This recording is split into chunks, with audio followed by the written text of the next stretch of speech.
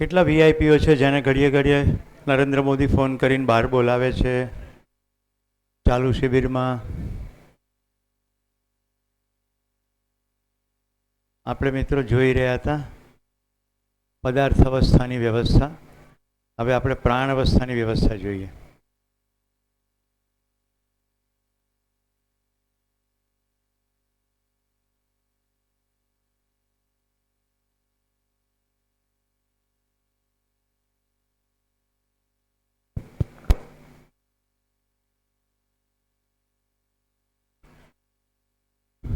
પદાર્થ અવસ્થામાં બેઝિક પરમાણુ બીજા પરમાણુઓ સાથે જોડાઈને અણુ બનાવે છે. ક્લિયર? અણુમાંથી ભેગા થઈને સંયોજનો બને. હાઇડ્રોજન, ઓક્સિજન, કાર્બન, આ બધાથી વિવિધ સંયોજનો બને. સંયોજનોમાં પ્રાણનું આવાગમન થાય એટલે પ્રાણ કોશિકાઓ બને. આ પ્રાણ અવસ્થાનો બેઝિક એકમ. આપણે સાવ સામાન્ય જોઈએ તો લીલ, પાણી ઉપર લીલના થોડુંક કણ હોય, પછી ધીમે ધીમે ચાદર પથરાઈ જાય. આવું છે કે નહીં? પછી ઘાસ જેવી વનસ્પતિઓ, પછી થોડા વૃક્ષો, આવું કમ્પ્લીટ ક્રમિક વિકાસ છે. એક સુંદર પ્રશ્ન આવે છે, અસ્તિત્વમાં બધી વ્યવસ્થા છે, માણસ કેમ અવ્યવસ્થિત નથી? રાઈટ? તો વિકાસક્રમ જ્યાં સુધી નહીં સમજીએ ત્યાં સુધી આ નહીં સમજાય. તો વિકાસક્રમમાં પરમાણુ, અણુ, પદાર્થ અવસ્થાનો વૈભવ થઈ ગયો. હવે પ્રાણ અવસ્થા. તો પ્રાણ અવસ્થાના વિકાસના ચરમ ઉપર જીવ અવસ્થા, જીવ અવસ્થાના વિકાસના ચરમ ઉપર માનવનું શરીર. પણ માનવ શરીર નથી તો એની અંદર વિકાસ શું છે? એના વિકાસના ચરમ ઉપર વ્યવસ્થિતતા છે. એટલે અત્યારે આપણે વિકાસના ક્રમમાં શરીર તો વિકસી ગયો, પણ પછી જે સમજણનો વિકાસ છે એના માટે શબ્દ છે જાગૃતિ ક્રમ. આપણે બધા અત્યારે જાગૃતિ ક્રમની યાત્રામાં છીએ. જેમ જેમ સમજ વધતી જાય તેમ તેમ આપણો પથ વધારે સ્પષ્ટ થતો જાય. એક સમય એવો આવે કે બધું જ સમજાઈ જાય. એનું કયું નામ? અનુભવ. એને કયું માનવ. ત્યાં સુધી પશુ ચેતના. પશુ ચેતનામાંથી માનવ ચેતનામાં સંક્રમિત થવું, એનું નામ જાગૃત થવું. એટલે આપણે ક્રમમાં છીએ. જ્યારે આ ક્રમમાં ચરમે પહોંચીશું એટલે પછી કોઈ અવ્યવસ્થા રહેશે નહીં. એટલે જ્યારે કોઈ જગ્યાએ અવ્યવસ્થા દેખાય છે તો એના ગર્ભમાં જ વ્યવસ્થા છુપાયેલી છે. દાખલા તરીકે પરમાણુ આમાં ગમતેમ દોડી રહ્યો છે, રાઈટ? તો અવ્યવસ્થા લાગે છે ને, પણ એ ગમે તેમ ક્યાં દોડે છે? ફિટ થઈને બરાબર પાણી બની જાય, H2O. તો વ્યવસ્થા થઈ ગઈ. હાઇડ્રોજનના બધા વિવિધ સંયોજનો આપણે જોયા, હાઇડ્રોક્લોરિક એસિડ, સલ્ફ્યુરિક એસિડ. તો ઇન્ડિપેન્ડન્ટલી જોવા જાવ તેમ થાય કે એસિડ બહુ ખતરનાક છે, બેઝ વળી એની રીતે ખતરનાક છે, પણ એ બેના સંયોજનોથી કેટલું બધું અદ્ભુત સર્જન છે. તો ઇન્ડિપેન્ડન્ટલી અવ્યવસ્થા લાગે છે, પણ કલેક્ટિવલી જોઈએ તો વ્યવસ્થા લાગે છે. બરાબર? તો વ્યવસ્થાના ભાગરૂપે ક્રમશઃ ક્રમિક વિકાસ છે. તો આટલા જ સૂત્રો છે જીવન વિદ્યાના. સૂત્રોમાં મૂકવા હોય ને, આખો જીવન વિદ્યા શિબિર સૂત્રોમાં મૂકવું હોય ને તો આટલા જ સૂત્રો છે. અસ્તિત્વ, સહઅસ્તિત્વ છે. વિકાસ ક્રમ છે, વિકાસ છે. જાગૃતિ ક્રમ છે અને જાગૃતિ છે. અસ્તિત્વ, સહઅસ્તિત્વ છે, વિકાસ ક્રમ છે. એટલે વિકાસ ક્રમ તો મેં સમજાવ્યો, પણ વિકાસ છે એટલે લીલય છે અને વડનું ઝાડય છે. ક્રમ તો છે જ. લીલ, ક્ષુપ, છોડ, ઝાડ, એમ ક્રમ તો છે જ, પણ બધું જ છે.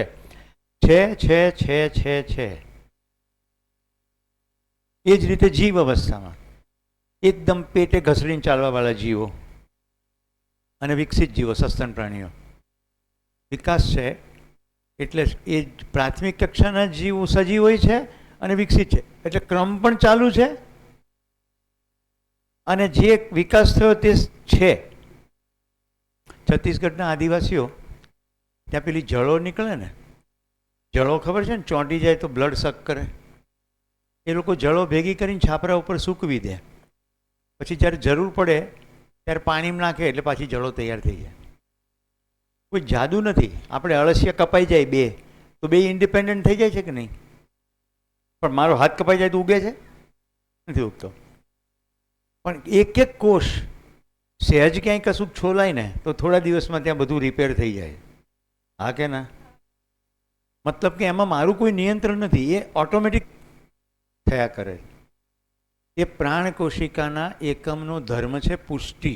એકમાંથી બે પુષ્ટ થયા જ કરે. તો વિકાસક્રમ છે. હવે આપણે પ્રાણવસ્થાનો વિકાસક્રમ જોઈએ અને જો પ્રાણવસ્થાની વ્યવસ્થા કેવી છે. હવે આ બધા જે વિડીયોઝ છે ને એ બધા બહુ મજાના વિડીયો છે, તમને મજા ખૂબ પડશે. પણ ધ્યાન એ રાખવાનું છે કે આ મજા માટે વિડીયો નથી બતાવી રહ્યો, ધ્યાન તમારું ખેંચવા માટે બતાવી રહ્યો છું. મધ્ય દર્શનની કોઈ પણ પુસ્તકમાં કોઈ વિડીયોની લિંક આપવામાં નહીં આવે. ભાઈ મનોજભાઈ રિક્વેસ્ટ કરી છે એટલે હું જે પ્રેઝન્ટેશન છે પીપીટી એ મૂકીશ. આમ તો પહેલે દિવસે જ મેં કહ્યું છે હું કંઈ લઈ જવા નહીં, આપવા જ આવ્યો છું. પણ ખાલી ગૂંચવાડો એટલો ના થવો જોઈએ કે પીપીટી છે કે પાવર પોઈન્ટ પ્રેઝન્ટેશન છે કે આ બધું બોર્ડ વર્ક છે એ તમારું ધ્યાન ખેંચવા માટે છે કોઈ સચ્ચાઈ તરફ. કારણ કે પરમાણુનું ચિત્ર હજી સુધી બની શક્યું, ફોટો પડી શક્યો નથી. એટલે આ આપણી કલ્પના છે કે પરમાણુ આવી રીતે કામ કરે છે, પણ એ કલ્પના અંતર્ગત કામ થઈ રહ્યું છે. પણ ગેલેક્સી તો દેખાય છે, તારાઓ દેખાય છે, બધું મંડળ દેખાય છે, ત્યાં તો ગતિ દેખાય છે. ખ્યાલ આવે છે? સંયોજનોના કામ દેખાય છે. તો આપણે હવે જોઈએ પ્રાણ અવસ્થામાં તો બધાય વનસ્પતિઓ જોઈ જ છે. અને વનસ્પતિની અંદર જે ખૂબસૂરતી છે, વૈભવ છે, એમાં હું તમને કેક્ટસનું પહેલાં ફૂલ બતાવું છું. કેક્ટસ એટલે થોરિયા, ઘણાને તો ગમતા જ નહીં હોય. આપણને જે હરકું લાગે ને એ બધું સારું અને જે આપણને નડે ને એ બધું નકામું. તો પદાર્થ અવસ્થામાં જે ગતિશીલતા છે એ ગતિશીલતા પ્રાણ અવસ્થામાં સ્પંદનશીલતા છે. જેવો સ્પંદન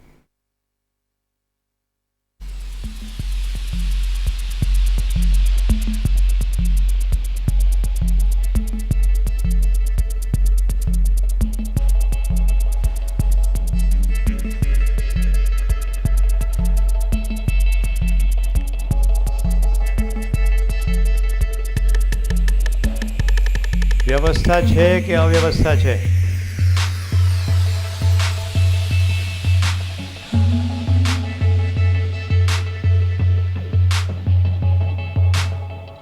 આ બધું લેપ્સ કેમેરાથી લીધેલા વિડીયોઝ છે.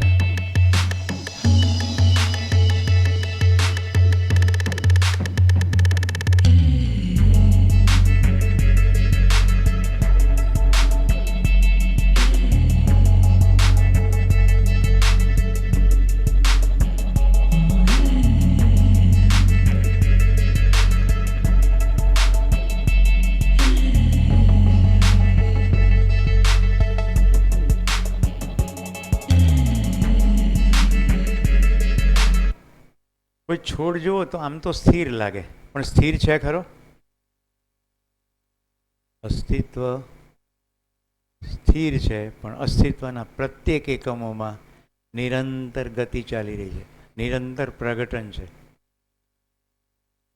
અસ્તિત્વ નિત્ય વર્તમાન છે, ચારેય અવસ્થાઓ છે, પરસ્પર સજેલી છે અને એ અર્થમાં જોઈએ તો સ્થિર છે.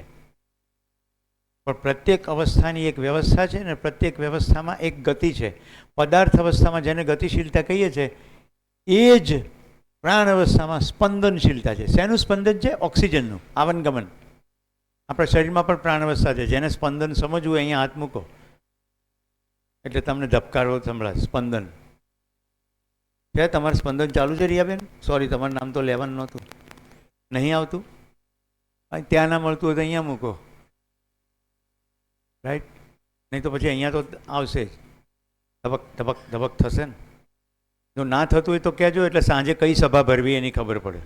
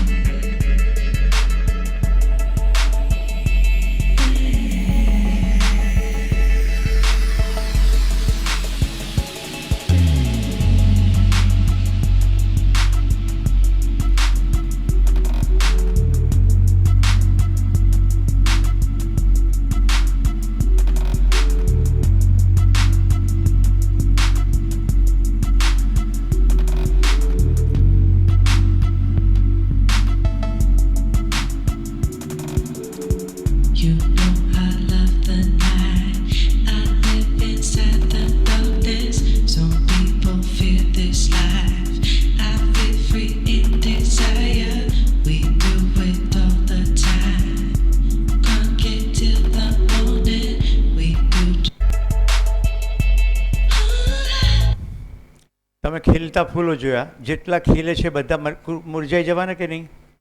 બધા મુરઝાઈ જવાના, બધા માટીમાં મળી જવાના, એને પોષણ થતું રહેવાનું. એમ આવર્તનશીલતાનું સ્પંદન પણ ચાલ્યા જ કરવાનું, કન્ટિન્યુઅસ.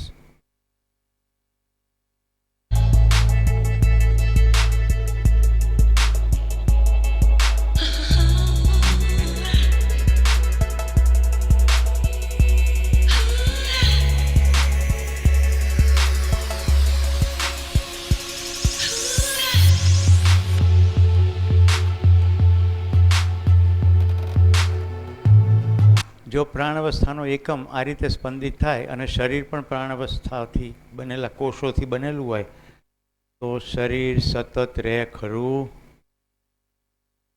શરીર સતત રહે. પ્રાણવસ્થાના એકમમાં પુષ્ટિ છે, એક સમયે ફૂલ આવશે, પછી ફળ આવશે, પછી જે બીજ છે એ બીજમાંથી ફરી પાછી આ વૃદ્ધિ થયા કરશે, આવી રીતે કન્ટિન્યુઅસ. વનસ્પતિમાં ફળ આવે એમ માણસમાં કયું ફળ આવશે? વિચારીને જવાબ આપજો. જો માણસ શરીર નથી એટલી ચર્ચા થઈ ગઈ છે, એટલે એવું મહેરબાની કરતા ના કહેતા કે લગ્ન થાય પછી 2 બચ્ચા આવે એટલે ફળ આવ્યું કહેવાય. કોઈ પણ બીજની અંદર જે પોટેન્શિયલ છે એ બીજની અંદર ડિઝાઇન પહેલેથી ફિક્સ જ છે કે આનું શું થશે, રાઈટ? કેટલું ઊંચું થશે, કેવી ડાળીઓ થશે, કેવા પત્તા થશે, કેવું ફૂલ થશે, કેવું ફળ થશે, અને પછી બીજ કેવું થશે. આવું છે કે નહીં પહેલાં એ તપાસીને મને કહો. તો બીજની અંદર ડિઝાઇન છે, આવું કેવી રીતે થશે? યસ, જીવ અવસ્થામાં નક્કી જ છે, ફિક્સ. ગાયનું બચ્ચું કેવું જ થશે, અમુક સમય પુખ્ત થશે, પછી ઘરડું થશે, મરી જશે. આ બધા શરીરોનો ક્રમિક વિકાસ થશે ને ખતમ થઈ જશે. જો માનવ શરીર નથી તો માનવમાં કયું ફળ આવશે, કયું ફૂલ બેસશે? મોટેથી બોલો ને માઈક આપો. બોલો બોલો. માનવનું શું ફળ આવશે? જાગૃતિ. શાબાશ તન્વી. માનવને સમજણનું ફૂલ બેસે તો સમજણના ફૂલમાંથી જે ફળ બને એનું નામ જાગૃતિ છે. સમજણનું ફૂલ કળી બેસે, હમણાં ચાલી રહ્યું છે આ શિબિર, પછી એનું પ્રફુલ્લન થાય, સમજણ વધતી જાય, બધી જ સમજ થાય, પછી જે ફળ બેસે એનું નામ જાગૃતિ છે. બોલો, આ શરીર યાત્રામાં જાગૃત થવાનું છે કે હજી બીજા 15 જન્મ લેવા છે?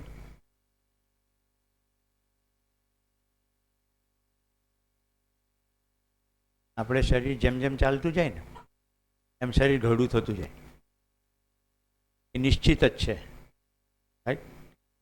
મેં તો લાખ ઈચ્છા કરી હતી કે મારે ઉપર ઘનઘોર જંગલ નિયમ હંમેશ માટે રહે, સતીશભાઈ જેવું. મારા દાદાને જતા રહ્યા વાળ, એ જીનેટિક મેકઅપ મારા પપ્પાને બી જતા રહ્યા, તો મારે બી જતા જ રહેશે. હા કે ના? આમાં મારો કોઈ કંટ્રોલ છે? મારી આંખનો રંગ, મારી ઊંચાઈ, મારા ચામડીનો રંગ, એમાં મારું કોઈ નિયંત્રણ નથી. માતા અને પિતા તરફથી જે શરીરનો વારસો જીન્સનો મળ્યો છે એ પ્રમાણે થશે. શરીરની જાળવણી માટે હું આહાર વિહાર, આરામ, વ્યાયામનું ધ્યાન રાખું તો એટલી હદે એ થોડીક માત્રામાં નિયંત્રિત રહે. હું ગમે એટલી કસરત કરું ઊંચા થવાની, તો જીરાફ જેવી ઊંચાઈ કરી શકું? ઊંટ જેવી કરી શકું? ત્યાં છે ને બેઠી દડીનો છે, રાઈટ? ઘણા કે બટકા છે, બાંઠિયા છે, ઠીંગણા છે, એમાં એનો શું વાંક? તમારો ચહેરો જેવો છે એના માટે તમારું કોઈ કન્ટ્રીબ્યુશન નથી અને તમારો કોઈ વાંકય નથી. જો તમે પોતાની જાતને બ્યુટીફુલ માનતા હોય તોય થેન્ક યુ ટુ પપ્પા મમ્મી. એમાં તમારું પોતાનું કોઈ આગવું પ્રદાન નથી. હા, આપણે તો બ્યુટી, તમારું શું એમાં? તમે જ ખાલી 3 વાર નાખો જ છો, એ તો ડિઝાઇન પ્રમાણે જ શરીર છે. તો માણસને સમજણનું ફૂલ, જાગૃતિનું ફળ આવે. આપણે જોઈ રહ્યા હતા સ્લો મૂવમેન્ટ, હવે થોડી ફાસ્ટ મૂવમેન્ટ જોઈએ. આ તો બધાએ જોયું જ હશે.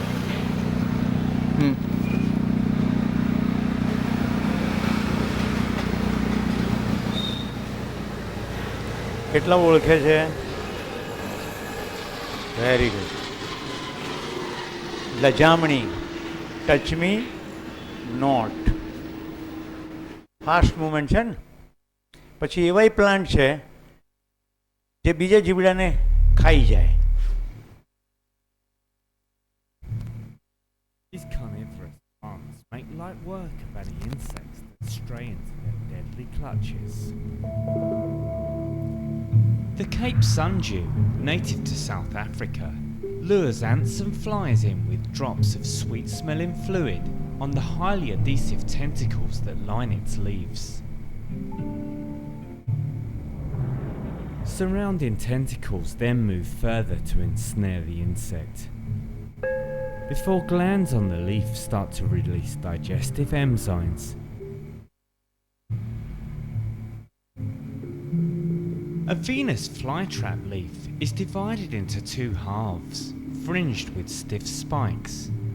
Each plant carries 3 touch-sensitive hairs, and when 2 are touched in quick succession, the trap is triggered, imprisoning the fly.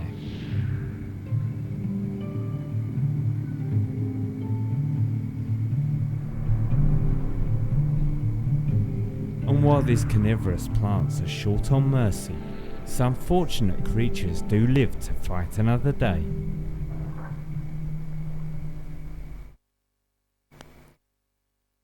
આ પણ પ્રાણ અવસ્થાનો જ થોડો વિકસિત એકમ છે. આપણા જેટલા કીટકો છે, મચ્છર, પૂદા, પતંગિયા, આ બધાને હું જીવ અવસ્થામાં ગણતો નથી. પહેલાં સ્પષ્ટતા કરી લઉં. આ પ્રાણ અવસ્થાના થોડા વિકસિત એકમો છે.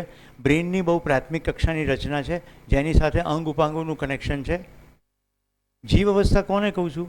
જે જીવ જેને પાળી શકાય, જે માનવીય સંકેતોને ગ્રહણ કરી શકે, એ બધા જીવ અવસ્થા. એટલે ગાય, ઘોડો, કૂતરા, બિલાડા, આ બધા જીવ અવસ્થા જે માનવીય સંકેતો ગ્રહણ કરી શકે, પાળી શકાય. બાકી બધા પ્રાણ અવસ્થાના વિકસિત એકમો. હવે થોડું વિચિત્ર લાગશે, પણ અસ્તિત્વગત સચ્ચાઈ એ છે, ઉંદરડું પાળી શકાય, ગીની પીક પાળી શકાય, ખિસકોલી પાળી શકાય, પણ મગર પાળી શકાય નહીં. સાઇઝમાં મોટો છે, મગર ઈંડા આપે, બચ્ચા આપે નહીં. પેટે ઘસડીને ચાલે છે, એનું બ્રેન રેપ્ટેલિયન બ્રેન છે, બધા અંગ ઉપાંગોનું કનેક્શન છે, એ પ્રમાણે બધું ચાલ્યા કરે, અને પાળી શકાય નહીં. હવે ઘણા વિડીયો જોતા હોય કે એને ખાવાનું આપે એટલે આવે. તો પ્રાણ અવસ્થા અને પદાર્થ અવસ્થા, ને હવે આપણે કમ્પેરેટિવ સમજીએ. ડસ્ટર આને ભૂસી નાખો, પેલું તો ભૂસાશે નહીં.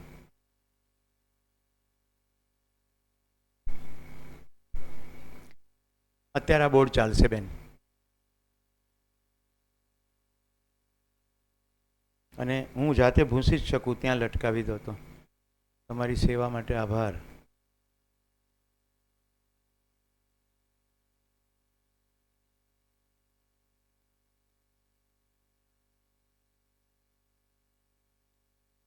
ઓહો,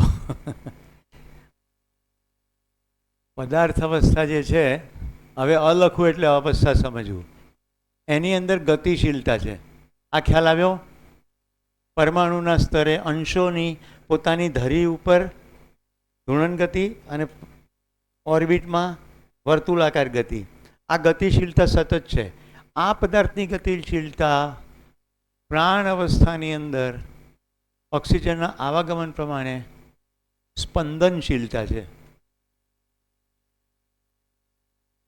આ સ્પંદન જેટલામાં જોવા મળે એ બધી પ્રાણ અવસ્થાના જ એકમો, પણ બોલચાલની ભાષામાં આપણે એને જીવો કહીએ છીએ. રાઈટ? જેમ કે બેક્ટેરિયા, વાયરસ, ફંગસ, આ બધાને આપણે કહીએ જીવ. જેટલું ચાલતું હોય બધું આપણને જીવ લાગે, મૂવમેન્ટ કરતું એટલું જીવ લાગે. પણ હમણાં ફટકઈને આપણે માખી ખાઈ લીધી, આપણે શું કહીશું? માખી જીવ છે, પણ પેલી વનસ્પતિ છે, એમ જ કહીએ છીએ ને. અહીંયા આપણે બેઉને પ્રાણ અવસ્થાનો એકમ જ કહીએ છીએ. એક મૂવ કરે છે, એક થોડી મૂવમેન્ટ કરે છે, પેલું થોડું વધારે મૂવમેન્ટ કરે છે. એમ વિકસિત એકમ થતાં થતાં રેપ્ટેલિયન બ્રેન, એવું બ્રેન પેટે ઘસરીને ચાલવાવાળા, એમાં માનવાની ક્રિયા થોડી થોડી થવા લાગે છે. શું કરે? માને. જીવ અવસ્થામાં સંપૂર્ણ માનવાની ક્રિયા છે, પણ પેલી માનવાની ક્રિયાને માનવું એટલા માટે નથી કહેતા કે માનવું ઓલ્ટર થઈ શકે એમ નથી, માત્ર જે દેખાય છે એ આપણે માનવું કહીએ છીએ, પણ એમાં બંનેમાં કોમન વસ્તુ છે, પહેચાન અને નિર્વાહ. એટલે ઓળખ છે, પહેચાન અથવા ઓળખ. એક ઓક્સિજનનો પરમાણુ બીજા ઓક્સિજનના પરમાણુને ઓળખે છે અને જોડાઈને ઓક્સિજન ગેસ બની જાય છે. એવી જ રીતે વનસ્પતિમાં પણ ઓળખ અને નિર્વાહ છે. જે લોકોએ પોતાના ઘરની આજુબાજુ કશું પણ ઉગાડ્યું હશે એને ખબર હશે, વૃક્ષ જેમ જેમ વધતું જાય, જે તરફથી સૂર્યપ્રકાશ આવતો હોય એ તરફ જ ડાળીઓ જાય. હા કે ના? ઘણા રસોડામાં બાટલીમાં મની પ્લાન્ટ ને બધું ઉગાડતા હોય, જે તરફથી પ્રકાશ આવતો હોય એ તરફ જ એ વિકસે. અમે લીમડો અને કદમ બંને વાવ્યા હતા. લીમડો જરા જોર કરી ગયો એટલે જલ્દી વિકસી ગયો, અને કદમને થોડી વાર લાગી એટલે લીમડો એકદમ ફેલાયો એટલે કદમ બિચારાને છાંયો પડવા માંડ્યો, એટલે આમ ત્રાસો થઈને વધ્યો પ્રકાશ માટે. અમે એને કેટલો તાણી બાંધ્યો, એટલે સીધો રહે પણ સીધો થાય ના થાય. જે તરફ પ્રકાશ હોય એ તરફ જ જાય. એટલા સુંદર પ્રયોગો થયા છે પહેચાનને નિર્વાહના. તમે ઘરે પણ કરી શકો. કુંડાની અંદર છોડ વાવો, 2 કુંડામાં, રાઈટ. એકની અંદર કુંડામાં નીચેથી સાઈડમાંથી કાણું પાડીને પાણીની ટોટી નાખો, જેમાં થોડું થોડું પાણી આવે. થોડા વખત પછી જોશો ને તો મૂળિયા જાતે એ તરફ ગયા હશે. માટીની અંદર કોઈ ટોર્ચ છે, અજવાળું છે, આંખો છે. પહેચાન અને નિર્વાહ. આ તમે નિરાંતે બેઠા છો ને, હમણાં પાછળથી કોઈ ગોદો મારે ને તો એમ ઝાટકો ખાશો. વિચાર કરશો ખરા? પ્રત્યેક કોષમાં જે ચેતા છે એમાં ડિઝાઇન છે, આ યોગ્ય નથી એટલે ઝાટકો ખાશો. શરીરના રક્ષણના અર્થમાં જે યોગ્ય કે અયોગ્ય છે એનું તમને સ્પંદન મળી જશે. તો આ છે પહેચાન અને નિર્વાહ. જીવ અવસ્થામાં જેવા આવીએ ને, હવે કયો શબ્દ લખું? અહીંયા ગતિશીલતા, સ્પંદનશીલતા, તો અહીંયા કયો શબ્દ લખું? અરે વાહ, સંવેદનશીલતા. સંવેદના તો શરીરની અંદર છે, સંવેદનશીલતા એ સંવેદનાને, અનુભૂતિને અનુરૂપ પ્રતિભાવ આપો. સંવેદનશીલતા. હવે અહીંયા એક નવો કાર્યક્રમ શરૂ થયો. ઓળખને નિર્વાહની પહેલા આવ્યું માનવું, એ માન્યતાને અનુરૂપ ઓળખવું, અને પછી એને અનુરૂપ નિર્વાહ કરવું. ગાયને તમે પાળો, રોજ જે ખાવા મળે એટલે ગાય તમને ખોરાકના સ્ત્રોત તરીકે માને. એટલે બહાર રખડવા ગઈ હોય ને તો સાંજે ટાઈમસર ઘરે આવી જાય. માનવાની ક્રિયા થાય. કૂતરું, બિલાડી આ બધાને માનવાની ક્રિયા થાય. 10 વર્ષ સુધી કૂતરું પાળ્યું હોય, રોજ ખવડાવ્યું હોય, પણ એક દિવસ રમરમાઈને દંડો મારે તો એની અંદર હવે નવે માનવાની ક્રિયા થશે કે હવે અહીંયા ભય છે. કેટલી હદે માનવાની ક્રિયા થાય? હું રોજ ચાલવા જાઉં સવારમાં, એટલે કૂતરા બધાને હું હાય હલો કરું, એ બધા એની રીતે બેઠા હોય, રાઈટ. હવે પછી એક સમયકાળ દરમિયાન મેં દાઢી ના કરી અને મારે પ્રવાસ ચાલતો, પાછો ઘરે આવું, ધીમે ધીમે જટા વધી ગઈ, દાઢી ખૂબ બધી. અને પછી શિયાળાના દિવસો આવ્યા એટલે મેં પેલી બુઢિયા ટોપી પહેરીને સવારે ચાલવા નીકળ્યો. એને કૂતરા મને ભસવા માંડ્યા. અરે ઓળખતો નથી લ્યા, રોજ તને બોલાવતો હતો, આ ટોપી કાઢી ઓળખ આવે બરાબર. પછી ઓળખી ગયો, કારણ કે એના માટે આ હતું નહીં. કાલે તમને બાળકનું ચિત્ર બતાડ્યું હતું ને, યાદ છે ને? પહેચાન અને નિર્વાહ એ વનસ્પતિ પૂરતું છે. જીવ અવસ્થામાં માનવાની ક્રિયા છે. એટલે જે રેગ્યુલરલી પ્રતિબિંબ પડ્યા કરે છે, આહાર, નિદ્રા, ભય અને પ્રજનનનો સોર્સ તરીકે જુએ છે, એમાં માનવાની ક્રિયા થાય. એટલે માનવું, ઓળખવું અને નિર્વાહ કરવો. હવે આપણે અહીંયા આવીએ. અહીંયા શું લખવું હર્ષાબેન? ચોથી કઈ અવસ્થા છે? જ્ઞાન અવસ્થા. જો હું માનવ લખવાને બદલે જ્ઞાન અવસ્થા કહું છું, એટલા માટે ઘડીએ ઘડીએ પોતાની જાતને પાછા ક્લાસમાં ના લઈ જાઓ.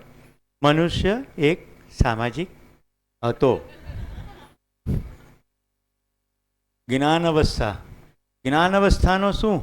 કલ્પનાશીલતા અને કર્મ. સંજ્ઞાનશીલતા. એની અંદર સંપૂર્ણ જાણવાની ક્ષમતા છે, એટલે કહ્યું સંજ્ઞાનશીલતા. સંપૂર્ણતાના અર્થમાં જ્ઞાન.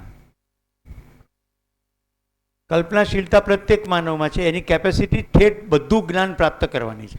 કલ્પનાશીલતા અને કર્મ સ્વતંત્રતા પ્રત્યેક માનવમાં છે, પણ એની ટોટલ પોટેન્શિયલ સંજ્ઞાનશીલતાની. કલ્પનાશીલતાનો ફેલાવ ક્યાં સુધી? બધું જાણવા સુધી. કલ્પનાશીલતા જ સંજ્ઞાનશીલતા છે, પણ કલ્પનાશીલતા ખાવા પૂરતી લગાડીએ તો? જો આપણી કલ્પના બતાડું, ઘઉંના લોટમાંથી કેટલી વસ્તુ બને? રોટલી, પૂરી, પૂરણપોળી, ભાખરી, રોટલો, રોટલો બને જાડલો, ટિક્કડ, પછી સુખડી,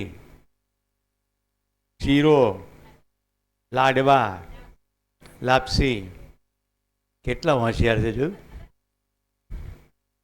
ઘઉંના લોટમાંથી આટલું બને, આવું ચોખા ચણામાંથી કેટલું બને? કલ્પનાશીલતાનો ફેલાવ આહારમાં કરી નાખ્યો. ઓકે.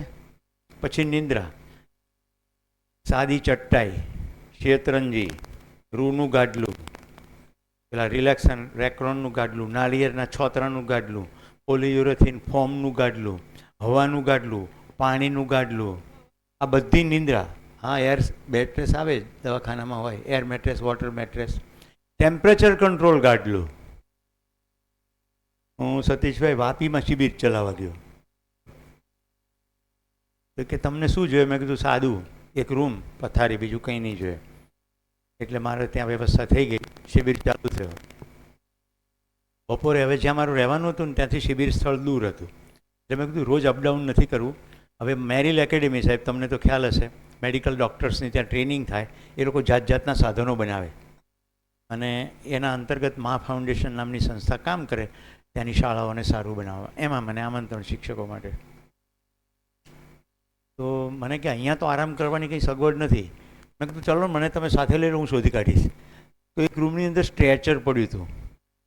સ્ટ્રેચર હોય ને પેશન્ટને લઈ જવાનું. મેં કીધું આ ચાલશે? ઓકે, આમાં શું છે? મેં કીધું એમાં શું, થોડી વાર આડું પડવું, મારે કે ઊંઘવું તો હતું નથી. એટલે એમણે એની ઉપર થોડું સોફા ઉપરનું કવર જેવું કંઈક નાખી આપ્યું. પણ હજી હું શું ને એ પહેલાં એ ભાઈ તો મને મૂકીને ગયા. એ રૂમમાં ઘણું બધું સાહિત્ય પડ્યું હતું. એટલે સાહિત્ય મેં ઉઠાવ્યું. એમાં સાહિત્યમાં લખેલું નીચે ગફુરભાઈ બિલખિયા, અને મને બત્તી થઈ. 8મા 9મા ધોરણમાં મારા દાદાજી મને પત્રો લખાવતા. વિનોબાજીને પત્રો લખે, જયપ્રકાશ નારાયણને પત્રો. એટલે હું એ બોલે હું લખું. એટલે મારા મનમાં ગફુરભાઈ બિલખિયાનું નામ ચળક્યું કે આમને મેં પત્ર લખ્યો છે. એટલે મેં સંસ્થાના સંચાલકને પૂછ્યું, આ ગફુરભાઈ કોણ? તો કે આ જે કંપનીના માલિક છે એના બાપુજી, અને આ બધી સેવા પ્રવૃત્તિ ગફુરભાઈને કારણે જ થાય છે. મારે એમને મળવું પડે, કારણ કે મારા દાદાના મિત્ર, એટલે મારા માટે તો દાદા બરાબર જ છે. એટલે સાંજે બાપુજી કહે છે એને મળ્યા, હું પગે લાગ્યો, પરિચય આપ્યો. જેવો મારા દાદાનો પરિચય આપ્યો ને એટલે ગફુરભાઈ એમના દીકરાને કીધું, આ ઘરના વ્યક્તિ છે, ગેસ્ટ હાઉસમાં રખાય, ઘરે રખાય. એટલે મારું શિફ્ટિંગ થયું. મને જ્યાં ઘરે રૂમ આપ્યો ને ત્યાં પેલો ભાઈ જે બતાડવા આવ્યો ને કે આ ગાડલું છે ને એમાં આ રિમોટ છે. આને શું કરવાનું? આ રિમોટ પ્રમાણે કે ગાડું જાડું પાતળું થશે, એર મેટ્રેસ છે, અને આ રિમોટને આ સ્વિચ દબાવશો ને એટલે અંદર ઠંડુ ગરમ થશે. અરે લે, મેં કહ્યું આ તો જબરું, આમાં ઊંઘ આવશે કે કેમ?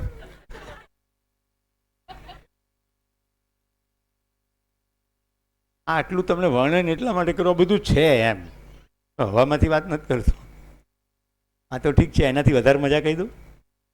ટોયલેટની સીટમાં ટેમ્પરેચર કંટ્રોલ હતો, અને એ સીટ ઊંચી નીચી થાય કે ભાઈ કોઈ લાંબો ઊંચો માણસ આવે, ટૂંકો માણસ આવે, તેના અનુરૂપ સીટ ઊંચી નીચી થાય. અને એમાં ટેમ્પરેચર કંટ્રોલ, ઠંડુ પાણી આવે, ગરમ પાણી આવે.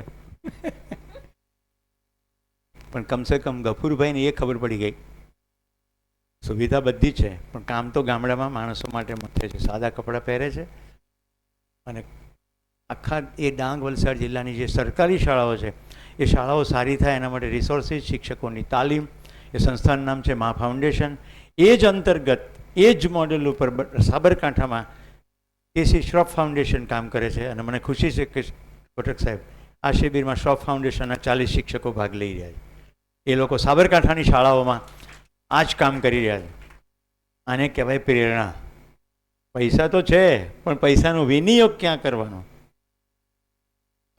સંજ્ઞાનશીલતા, સંપૂર્ણને જાણવાની ક્ષમતા. હવે અહીંયા શું થશે? અહીંયા શું લખીએ? હા, જાણવું એને અનુરૂપ માનવું અને પછી ઓળખવું ને નિર્વાહ કરવો. જાનના, માનના, પહેચાનના, નિર્વાહ કરના. તો સૂત્ર કેવું હોય તો આવું કહેવાય, જાને હુએ કો માન લો, માને હુએ કો જાન લો. તો જેટલું માનીને બેઠા છે એને જાણવાની કોશિશ કરીએ, અને એકવાર જાણી લીધું પછી તો માનેલું જ છે.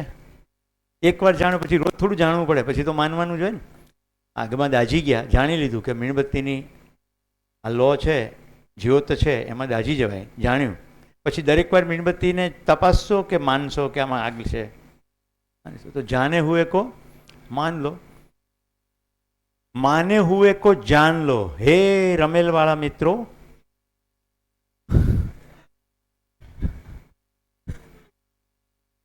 તમે માન્યું છે એને હવે જાણવાની કોશિશ કરો. આ મને પ્રશ્ન મળ્યો એટલે હું ઘડી ઘડી યાદ કરાવું છું કે અહીંયા અંધશ્રદ્ધા બહુ છે એવું કીધું. મને તો એમ જ હતું કે બધું મહેસાણામાં જ છે. બનાસકાંઠા માટે મારી બહુ ઊંચી ઇમેજ હતી, કારણ કે અહીંયા જ મને નવીન કાકા ને કોટક કાકા ને આવા બધા મળ્યા. મને કોઈ રમેલીઓ મળ્યો જ નહીં.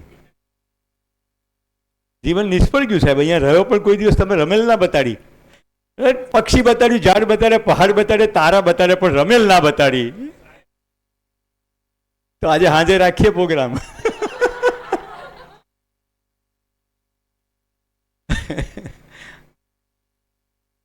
ઓકે, તો આ ખબર પડી ગઈ. હવે જો જાણવાનું માં રસ પડ્યો હોય ને તો હવે પ્રાણાવસ્થાની જેમ જીવ અવસ્થાની બહુ જ મજા પડશે. આપણે પ્રાણાવસ્થામાં ફાસ્ટ મુવમેન્ટ જોતા હતા. યસ,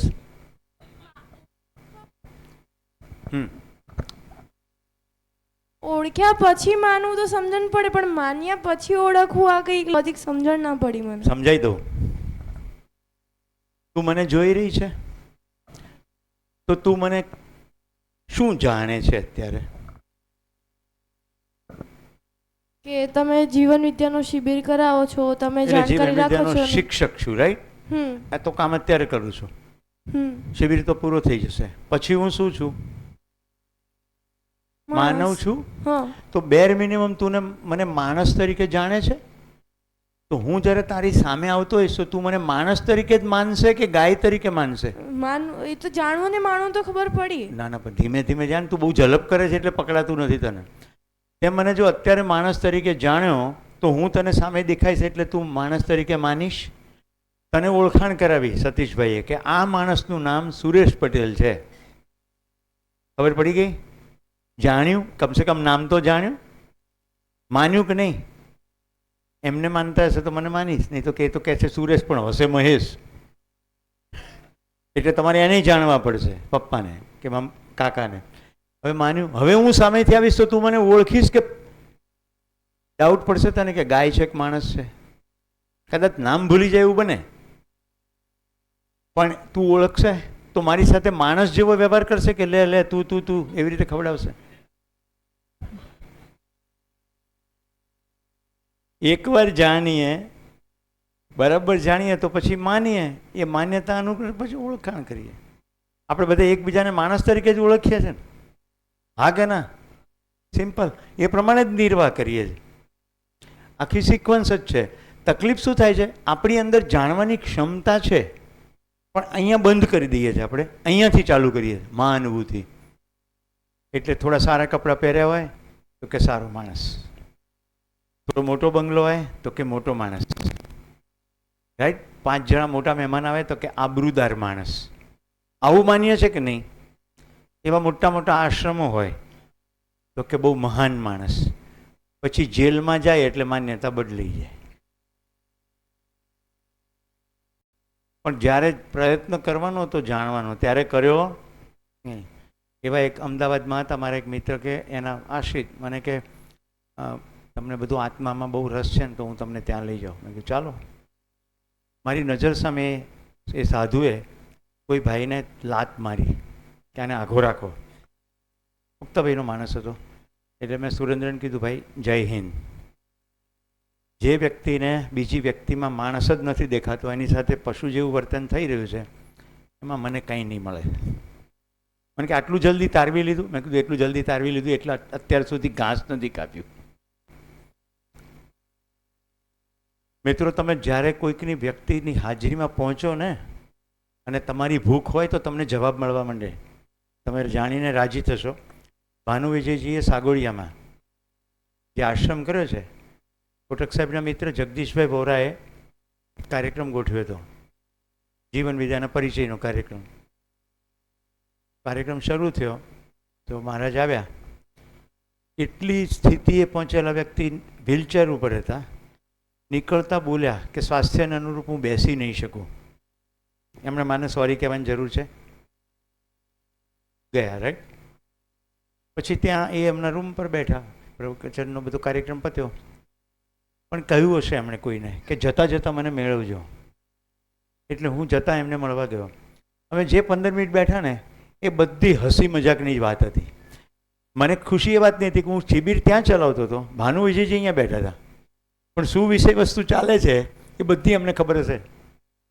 મને એમણે શું કહ્યું, જે સોગિયા હોય ને સુરેશભાઈ એનાથી દૂર રહેજો. સોગિયા, દિવેલિયા, જે ખુશ મિજાજમાં હોય ને એના સંપર્કમાં રહેજો. એમને બિલકુલ ખબર હતી કે જેને જાણકારી આવે, જ્ઞાન આવે, એ તો પ્રસન્નતાથી ભરાઈ જાય, ખુશીથી ઉભરાય. આટલી અદ્ભુત વ્યવસ્થા છે, એની જાણ થઈ જાય પછી ઉદાસી રહે જ નહીં. ઘટના નાનકડી છે પણ મને જવાબ ખબર છે, કારણ કે બધું પારદર્શી છે. જે જાણવાની નિષ્ઠાપૂર્વક કામ કરે છે અને પછી આખું અસ્તિત્વ એની સામે પ્રગટ છે, કશું આવરણ છે જ નહીં. એટલે મને આખી જિંદગી માટે એ સ્મરણ રહેશે. ખડખડ રસ્તા એમણે મારી સાથે બધી વાત કરી. અમે જીવન વિદ્યાનો કોઈ વિષયની વાત ના કરી, જિંદગીની જ વાત કરી.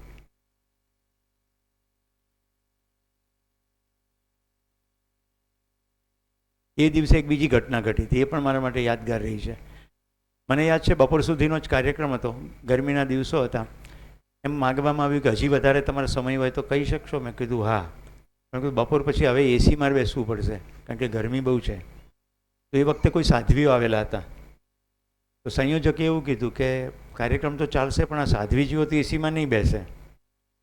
મેં કીધું પણ આવી સ્થિતિમાં આ બધી વાતો કરવી ને અઘરી છે, તો એસીમાં કરીએ. એ સાધ્વીજીઓ એસીમાં બેઠા. એમણે એમનો નિયમ તોડી નાખ્યો. જાણવાની ક્રિયા એકવાર થાય તો માનવની તાકાત છે, બધી માન્યતાનો છેદ ઉડી જાય. પણ જાણીએ તો ને, બાકી બધું માન્યતા અંતર્ગત ચાલશે. અહીંયા કોઈ વ્યક્તિનો મહિમા નથી કરી રહ્યો, અહીંયા માનવનો એ મહિમા છે કે એનામાં બધું જાણવાની ક્ષમતા છે. આપણી તકલીફ શું થાય છે, એ મહાન છે પણ હું તો પામર છું. આપણું એવું થવું છે, એ ત્યાં પહોંચ્યા તો હું ત્યાં પહોંચવાનો પ્રયત્ન કરું. એક ગુરુ ચેલો નહીં બનાવે, ગુરુ જ બનાવશે. ખરા ગુરુ ગુરુ બનાવશે, ચેલો નહીં બનાવે. કારણ કે એને દેખાય છે કે હું પહોંચ્યો તો આ પહોંચી જશે, તો એની તૃપ્તિ એમાં છે એ પણ પહોંચી જાય. નાગરાજજીને જ્યારે પૂછવામાં આવ્યું કે જાગૃત થઈ જાય એનું પ્રમાણ શું, રાઈટ, તો હમણાં કહ્યું કે જો જાગી ગયેલો માણસ છે, સંપૂર્ણ સમજી ગયેલો છે, એ બીજાને સમજાવી શકે, અને બીજો જો ત્રીજાને સમજાવી શકે તો પહેલો જાગ્યો છે એમ કહેવાય. કારણ કે ટ્રાન્સફર સરખું થયું હોય તો જ પહેલો જાગ્યો કહેવાય, નહીં તો જાગ્યો કહેવાય નહીં. હવે જો મેઇન ગુરુ ફર્સ્ટ છે, આ તો ત્રીજો જાગી ગયો, મતલબ કે પરફેક્ટ જાગવાનો કાર્યક્રમ થયો. તો આ આખું ચિત્ર છે અસ્તિત્વનું. આપણે જોતા હતા પ્રાણ અવસ્થાની ફાસ્ટ મુવમેન્ટ. હવે બીજી પ્રાણ અવસ્થાની થોડી બ્યુટી જોઈએ. થોડા ઇન્સેક્ટ બતાવું. આ બધું પ્રાણ અવસ્થા જોઈ રહ્યા છે, જેને તમે જીવ કહો છો. મેં એને કહ્યું છે પ્રાણ અવસ્થા ના થોડા વિકસિત એકમો. હવે દેડકો બધા તમે જીવ કહો છો. આ રેપ્ટેલિયન જીવ કહેવાય સરીસૃપમાં, રાઈટ, પેટે ઘસરવાળા. આ તો ઠેકડા મારે પણ કેટેગરી એ છે. તો ત્યાં ખાલી પહેચાન અને નિર્વાહ છે. આ મોબાઈલ છે, એક ભાઈ પ્રયોગ કરી રહ્યો છે, મોબાઈલમાં જીવડા મૂકે, જુઓ શું થાય.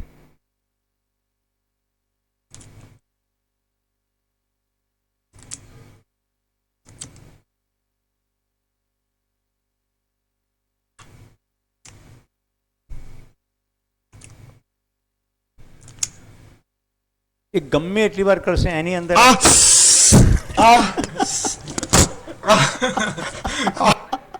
તમને શું થયું પણ?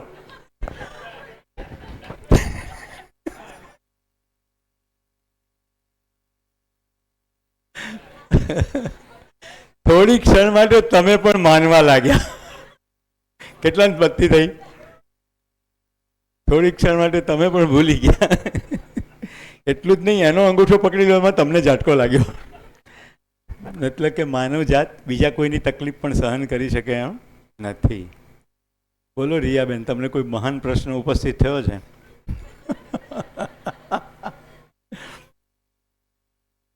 વ્યવસ્થા છે કે અવ્યવસ્થા છે? આ ડિઝાઇન જુઓ.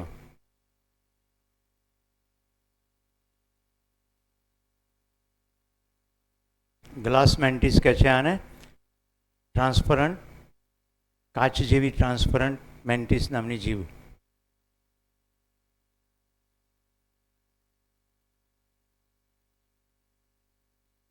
જે પતંગિયું છે એના રંગના સંદર્ભમાં ખ્યાલ આવે છે. જો એ જેને ખાઈ રહ્યું છે એ ના હોય તો મેન્ટિસ ઝાડ ઉપર બેઠી હોય તો ઓળખાય નહીં. દેખાય છે એના શરીરની અંદરની રચના? વ્યવસ્થા છે કે અવ્યવસ્થા છે? જો પગનો નાસ્તો કરી લીધો, મારા પ્રવાસ દરમિયાન કેટલાક ફોટા હું પાડતો હોઉં છું, ક્યાંક ને ક્યાંક મને મળી જાય. સાવ દેખાતું ફૂદું સાદું, પણ એ પણ જ્યારે પાંખો ખોલે, એનો વિડીયો બહુ સરસ આવ્યો નહીં, એની અંદર સુંદરતા હતી. ભવિષ્યમાં પ્રવાસે જવાનું થાય, ધ્યાનથી જોશો તો જ ખબર પડે. નજીકમાં મધમાખી હોય અને થોડું સુગરી સોલ્યુશન નાખ્યું હોય તો મધમાખી ડિસ્ટિંક્શન ના કરી શકે તો ત્યાંય મધપૂડો બનાવી દે. ઓકે, મારા ઘરના બગીચામાં મેં આ ફોટો પાડ્યો છે. દેખાય જ કરોળિયાનું ઝાડું? હવે આ તો બહુ સાદું છે, પણ કેટલું સુંદર કરી શકે એ બતાવું તમને. સ્પાઈડર 1.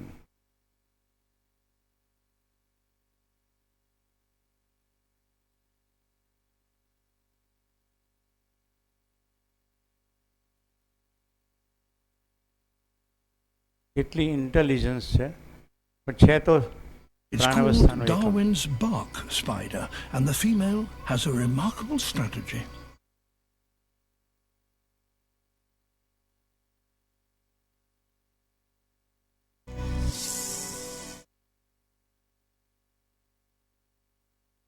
અંગ્રેજી જેને નથી ખબર એના માટે કહી દઉં. નદી છે, નદીની આ તરફ ઝાડ છે. આ સ્પાઈડર અહીંયા ઝાડ ઉપર બેઠો છે. એને નદી ક્રોસ કરીને સામે તાર બાંધવો છે, જેથી કરીને નદી ઉપરના વહેતા ઉપરથી પ્રવાહ સાથે ઉડતા જીવડા એ ઝાડની અંદર ફસાય. એટલે એણે અહીંથી ત્યાં તાર બાંધવો પડે અને પછી ઝાડું બનાવવું પડે. આટલું નાનું ઇન્સેક્ટ કેવી રીતે કામ કરે?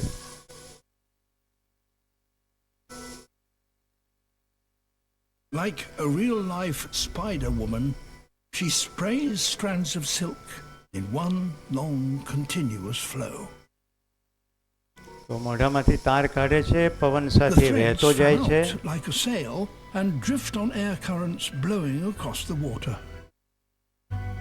Every few seconds, she crimps the strands together to stop them spreading too widely. The breeze will do the rest, blowing the threads into a single line and a 25-meter bridge. કેટલો મોટો? Now she must reinforce her bridge because her web will hang from it.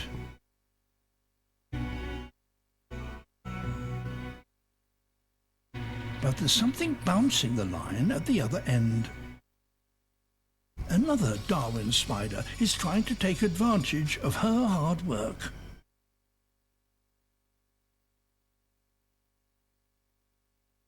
હવે આ બાજુથી તાર તો ત્યાં પહોંચી ગયો, રાઈટ, અને સ્પાઈડર પણ ચાલુ કર્યો પ્રવાસ, પણ પેલી બાજુ પેલાને તૈયાર તાર મળી ગયો, એટલે સામેથી બીજા સ્પાઈડરે એ જ તાર ઉપર પ્રવાસ ચાલુ કર્યો. She must deal with the intruder head on. The cut line is an inconvenient આવી રીતે જોઈ જોઈને માણસે પણ તારો બાંધવાનું ચાલુ કર્યું, દિવાલો. ત્યાં કોઈ જાણવાની ક્રિયા નથી થઈ રહી, ખાલી પહેચાન અને નિર્વાહ જ છે. ખાવાનો કાર્યક્રમ છે, બીજો કોઈ કાર્યક્રમ નથી. સરવાળે કેવું ઝાડું બની જાય. and it needs to be tough to span the wide river. With the bridge taut and the ground anchor in place, it's time to construct her trap.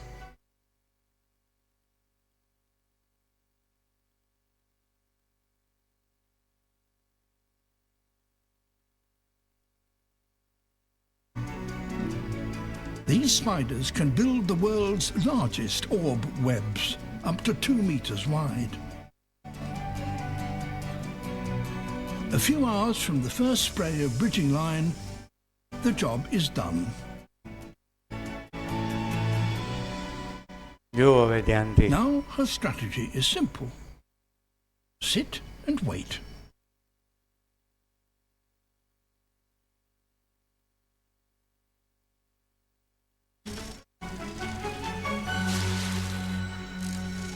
આ પાણીઓ ફસાઈ ગયો.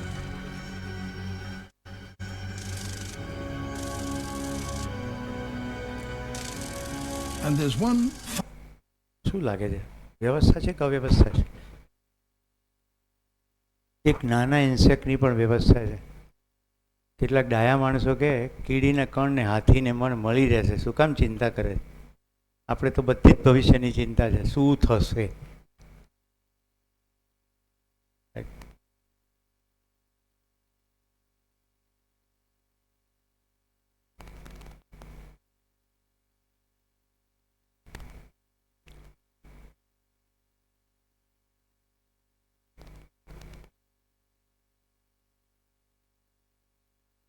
આ બધાને નિશાળમાં ભણાવે છે ટ્રાન્સફોર્મેશન. ઈંડું, પછી ઈંડામાંથી ઈયળ, ઈયળ ખાખા કરે, પછી પોતાની આજુબાજુ કોશેટો બનાવે, અને કોશેટામાંથી પછી ફૂદું અથવા પતંગિયું તૈયાર થાય. હા કે ના?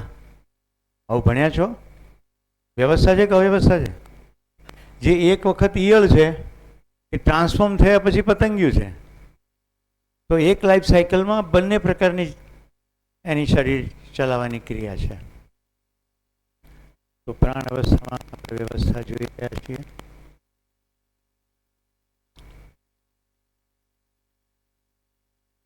હું ખાલી એ પસંદ કરવાની કોશિશ કરતો કે તમને શું બતાડવું અને શું ના બતાડવું. આઈ થિંક આ નેચર બાય નંબર મજા આવશે.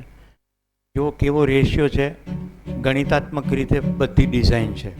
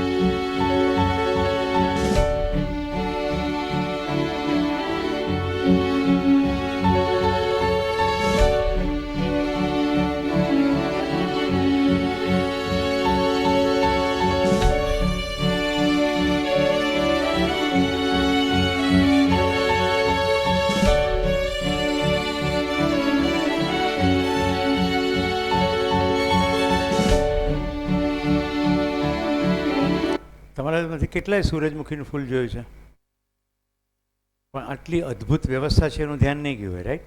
137.5 ડિગ્રીના એંગલેથી જ બધા બળ ગોઠવાય.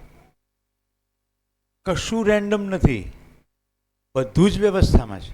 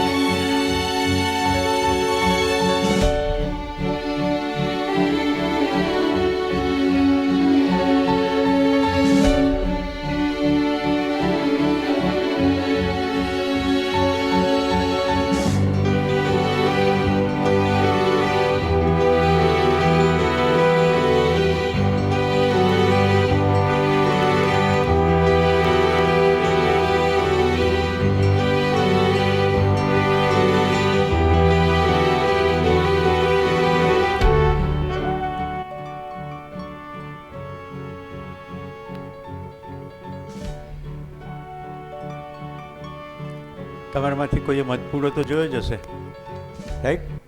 ષટકોણ, સેલ, બંધ કરવાની રચના, ઈંડા અલગ જગ્યાએ, બચ્ચા અલગ જગ્યાએ, રાઈટ? મધનો સ્ટોરેજ.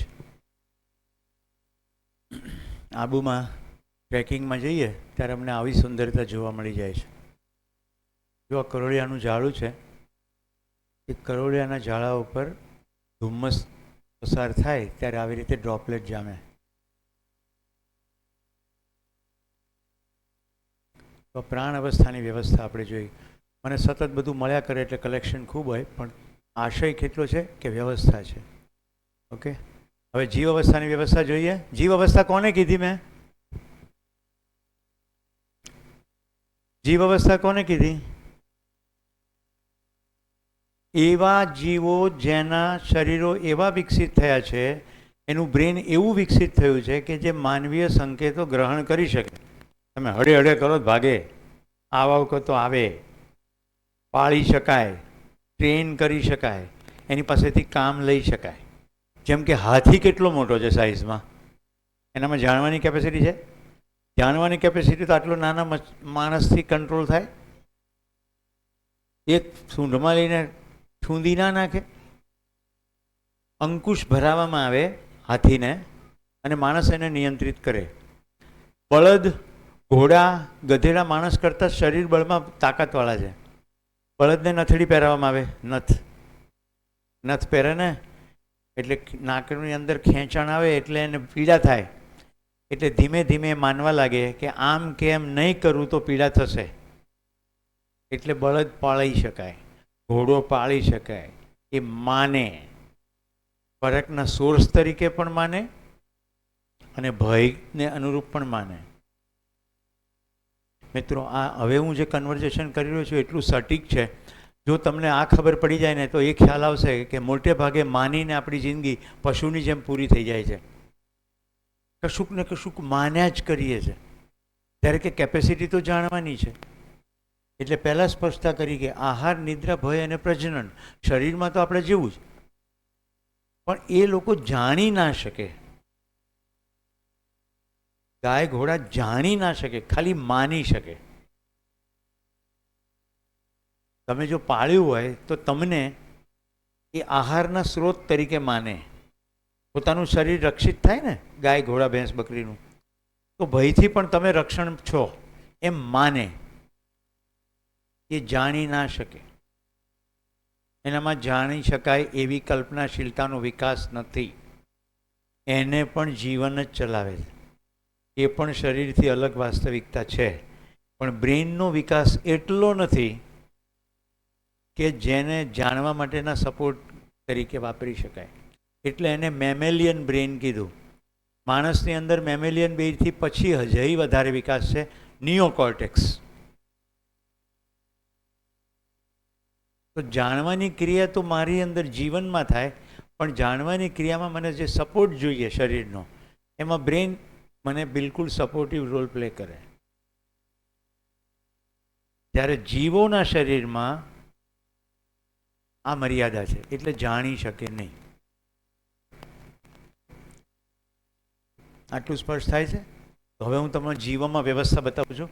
એટલે જીવોની વ્યવસ્થા માનવા અંતર્ગત કેવી રીતે થાય છે એ જુઓ. આપણે એનિમલ્સની જ વાત કરશું, એનાથી વધારે સારી જોઈએ. જીવો કે પરસ્પર સંબંધ.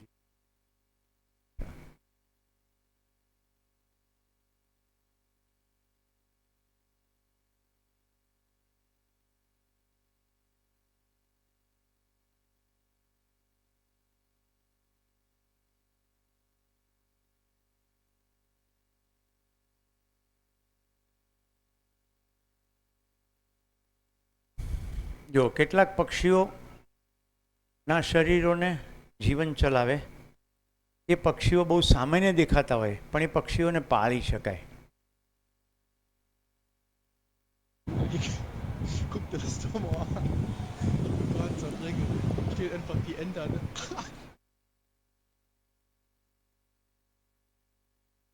વાહનો પસાર થઈ રહ્યા છે અને ડકને ક્રોસ કરવાનું છે. Dass die Larve wenn grün ist.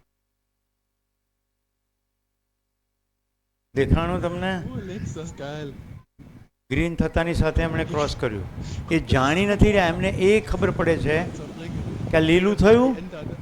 એટલે જવાય. અગાઉ શું જોયું હોય એમણે? લાલમાં ક્રોસ કરતા ડક મરી જતા જોયા હોય. એટલે માનવાની ક્રિયા થાય કે લીલું થાય જવાય. એને એવી નથી ખબર પડતી કે લીલું થાય તો વાહન બંધ થઈ જશે, લીલું થાય તો જવાય, મરી ના જાય, શરીર ખતમ ના થઈ જાય, એટલે ભયથી ચાલે. Oh, Lex, das આ ist બધું geil. ડોક્યુમેન્ટેડ વિડીયોઝ છે. ઓકે, બધા વિડીયો આર્ટિફિશિયલ ઇન્ટેલિજન્સની શોધ પહેલાંના છે. કાગડાને તમે બહુ તિરસ્કારો છો, પણ કાગડો સતત માને તો શું થાય?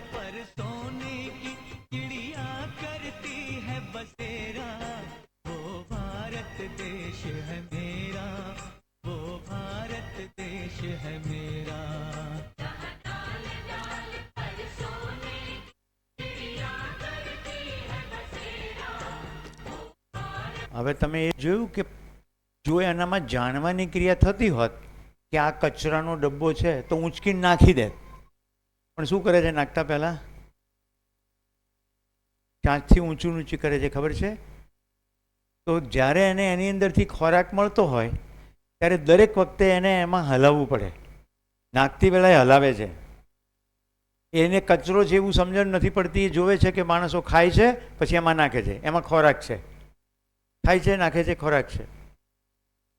હું હોલેન્ડ ગયો, ત્યાં સીગલ બહુ થાય, દરિયાકાંઠો છે ને, તો લોકો પોતાના ઘરનો કચરો પ્લાસ્ટિકની મોટી કોથળીમાં ભરીને ડસ્ટબિન આગળ મૂકી જાય. ડસ્ટબિન ભરાઈ ગયું ના હોય તો બહાર પડ્યું હોય. આ સીગલ બધા આવે, એકદમ સિસ્ટમેટિકલી એને ચાંચો મારીને પ્લાસ્ટિકની કોથળી ફાડી નાખે, અને પછી અંદરથી કચરો બધો વેરાય, એમાંથી એને જે ખાવું એ ખાય. રોજ જુએ કે આની અંદર ખાવાનું આવે છે, એકાદ વાર ખાતા જોયા હોય, એકાદ વાર ફાટ્યું હોય, પછી એ નિયમિત થાય એટલે ટેવ પડી જાય. એટલે જેને કાગડો નથી કહેતા એવા કેટલાય લોકો લેના પડીકા ખાય છે. એને જોઈને બીજા લોકો લેના પડીકા ખાય છે, એને જોઈને બીજા 2000 લોકો લેના પડીકા ખાય છે, એને જોઈને બીજા 20,000 લોકો લેના પડીકા ખાય છે, અને એમ આખી દુનિયાની અંદર કચરો ખવાય છે. હા કે ના? ડાકોરના ગોટા, ખંભાતની સૂતરફેણી, ભરૂચની ખારી શીંગ, સુરતની ઘારી, આ બધું શું છે? કેટલાને ધ્યાન જાય છે કે માનવાનો કાર્યક્રમ છે? કોઈ એક જઈને કે આ હા હા શું જોરદાર, તોડી નાખે એવી. હવે આપણે ખાધી પણ મજા ના આવી, પણ એવું કંઈક મજા ના આવી તો પેલો શું કહે છે? તારે ત્યાં જીભમાં જ ઠેકાણા નથી. આખા ગામને મજા આવે છે ને તને મજા નથી આવતી, એટલે કે બહુ મજા આવી. હવે હું જે કહું છું ને તમારે જાતે ચેક કરીને જોઈ જવું. ઘણી બધી વસ્તુ એવી છે કે ખાલી પોપ્યુલર થઈ ગઈ હોય, એટલી બધી પોપ્યુલર થઈ ગઈ, બાકીના બધા માને જ જાય, માને જ જાય, માને જ જાય, એટલે ચાલે. આપણે દેશમાં ખાવાની કેટલી વ્યવસ્થા છે, 5 આંગળાને કેવી રીતે વાપરી ખાઈ શકાય. આપણે રોટલીનો આમ ટુકડો લઈને એની ચમચી બનાવીએ, રાઈટ? કઢીમાં બોળીએ, શાકને પકડીએ, આવી રીતે ખાઈએ. પેલા જે બહુ વિકસિત દેશોના લોકો છે ને, કશું બી ખાવાની કોશિશ કરે ને તો બધી બાજુથી વેરાય, અમુક ખોરાક તો એક આમ કાઢો ને તો મોટા લાંબા લાંબા તાંતણા થાય.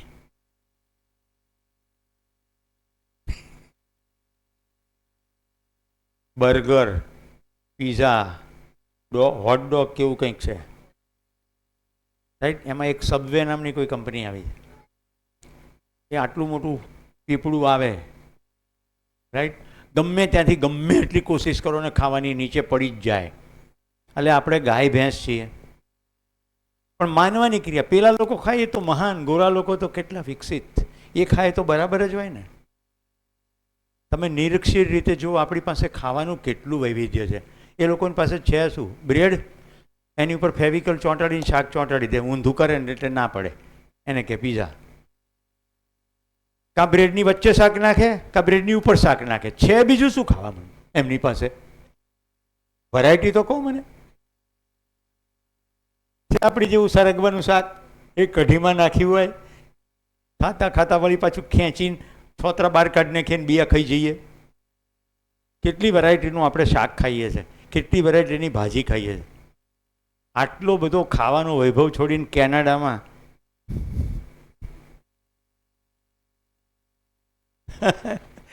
ભ્રમ તો જુઓ. અત્યારે પવન ઉપડ્યો છે. કોટક સાહેબ, અમારે ગાંધીનગર સેક્ટર 30 છે ને, દરેક સેક્ટરની અંદર કેનેડા જવાના પાટિયા લાગ્યા. કેમ કે દેશમાં કંઈ રહ્યું જ નથી, બધું જે છે તે કેનેડામાં જ છે. ચાલો, માનના, પહેચાનના અને નિર્વાહ કરના જુઓ કેવી રીતે માનવાની ક્રિયા પેઢી દર પેઢી ચાલે છે અને આચરણની નિશ્ચિતતા કેવી રીતે થાય છે.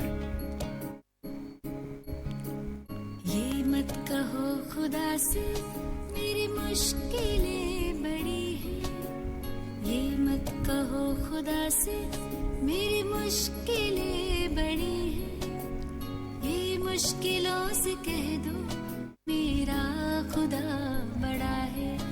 आती है आंधियां तो कर उनका खैर मकदम, आती है आंधियां तो कर उनका खैर मकदम, तूफान से ही तो लड़ने खुदा ने तुझे गढ़ा है.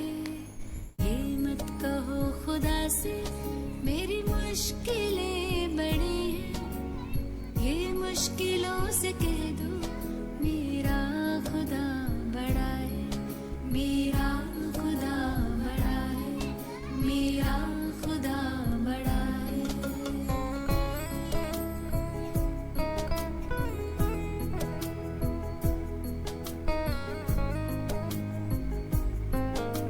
તમારા પોતાની અંદર ડોક્યું કરો, શું થાય છે તમને અત્યારે?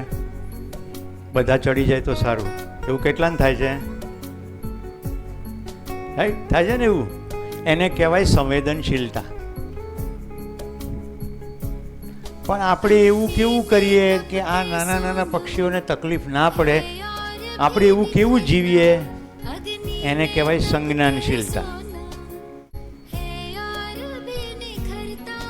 નદીને કાંઠે એના હેબિટેટ છે, ત્યાં આપણે આપણા ઘરો બનાવ્યા, આપણી અનુકૂળતા માટે આપણે પગથિયાઓ બનાવ્યા.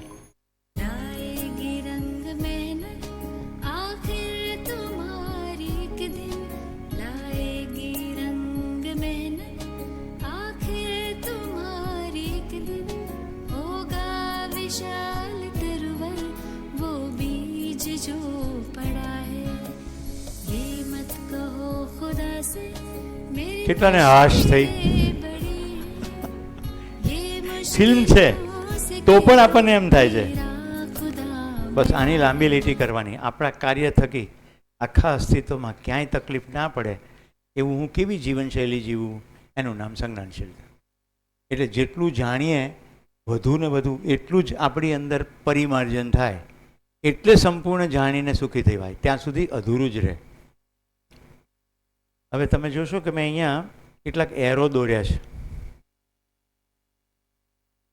પહેચાન અને નિર્વાહ કરવાનો જે કાર્યક્રમ છે એ અહીંયાય છે, અહીંયાય છે અને અહીંયાય છે.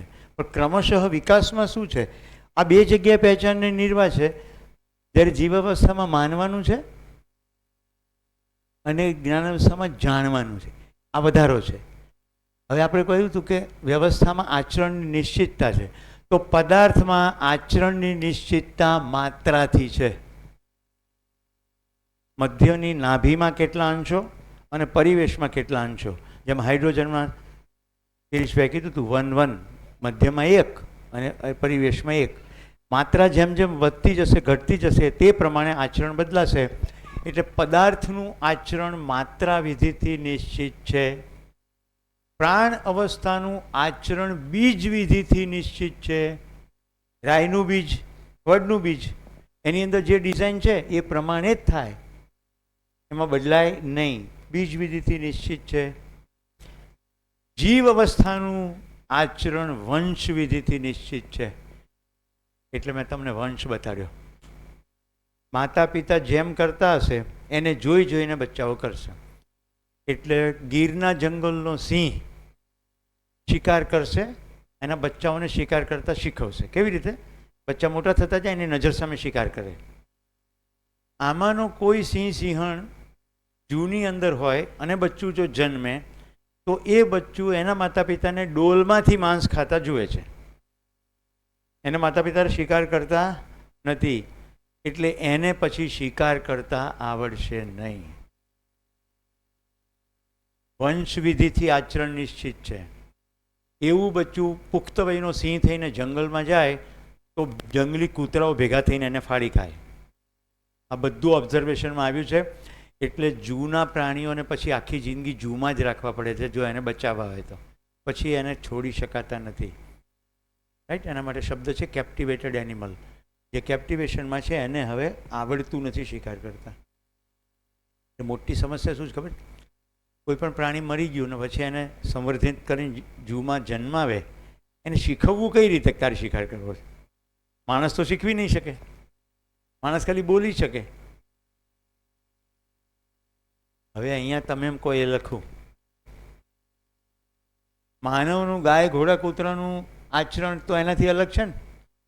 ગાય ઘોડા કૂતરાનું આચરણ વંશથી નક્કી થશે. માનવનું આચરણ કેવી રીતે નિશ્ચિત થાય?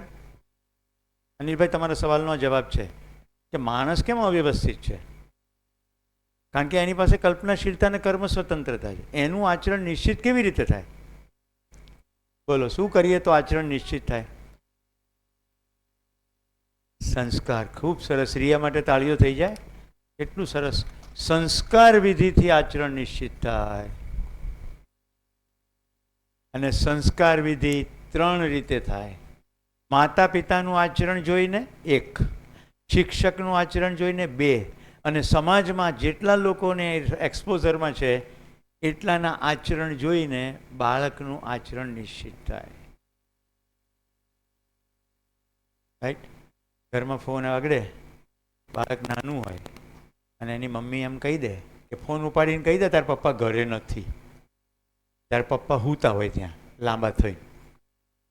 એટલે બાળક શું શીખી જાય? જો હવે શું શીખે છે બતાડું છું. ઘરમાં વ્યક્તિ હોય છતાં નથી એવું કહેવાય. એને હજી જૂઠ સાચની ખબર નથી. એની સામે અસ્તિત્વગત સચ્ચાઈ શું છે? ઘરમાં વ્યક્તિ છે પણ બોલવામાં નથી છે એવું કહેવાય. આવું શીખતા શીખતા મોટું થઈને પછી કોલેજ જાય. ઘરે શું કહીને જાય? કોલેજ. પછી ત્યાંથી જાય પિક્ચર જોવા. પછી ઘરે આવીને શું કહે? હું તો કોલેજ ગયો હતો. કારણ કે જે નથી છે એવું છે કરીને બોલાય. માતા પિતાએ શીખવાડ્યું. કેટલાને સમજાય છે? મેં સૌ સિમ્પલ કરવાની કોશિશ કરી છે. રાઈટ? હવે માતા પિતા કરતાં શિક્ષક કેમ વધારે મહત્વના છે? અમુક ઉંમર સુધી એ માય ગુડનેસ,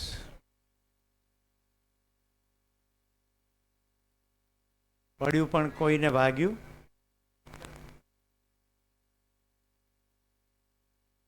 એટલું ખતરનાક અને તીક્ષ્ણ છે. અને બાળક પણ નાનું છે.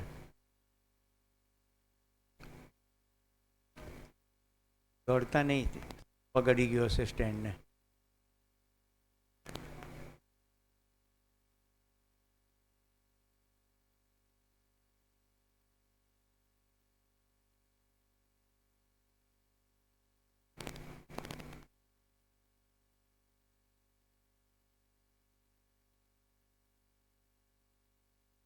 કોઈને ઈજા નથી થઈ ને?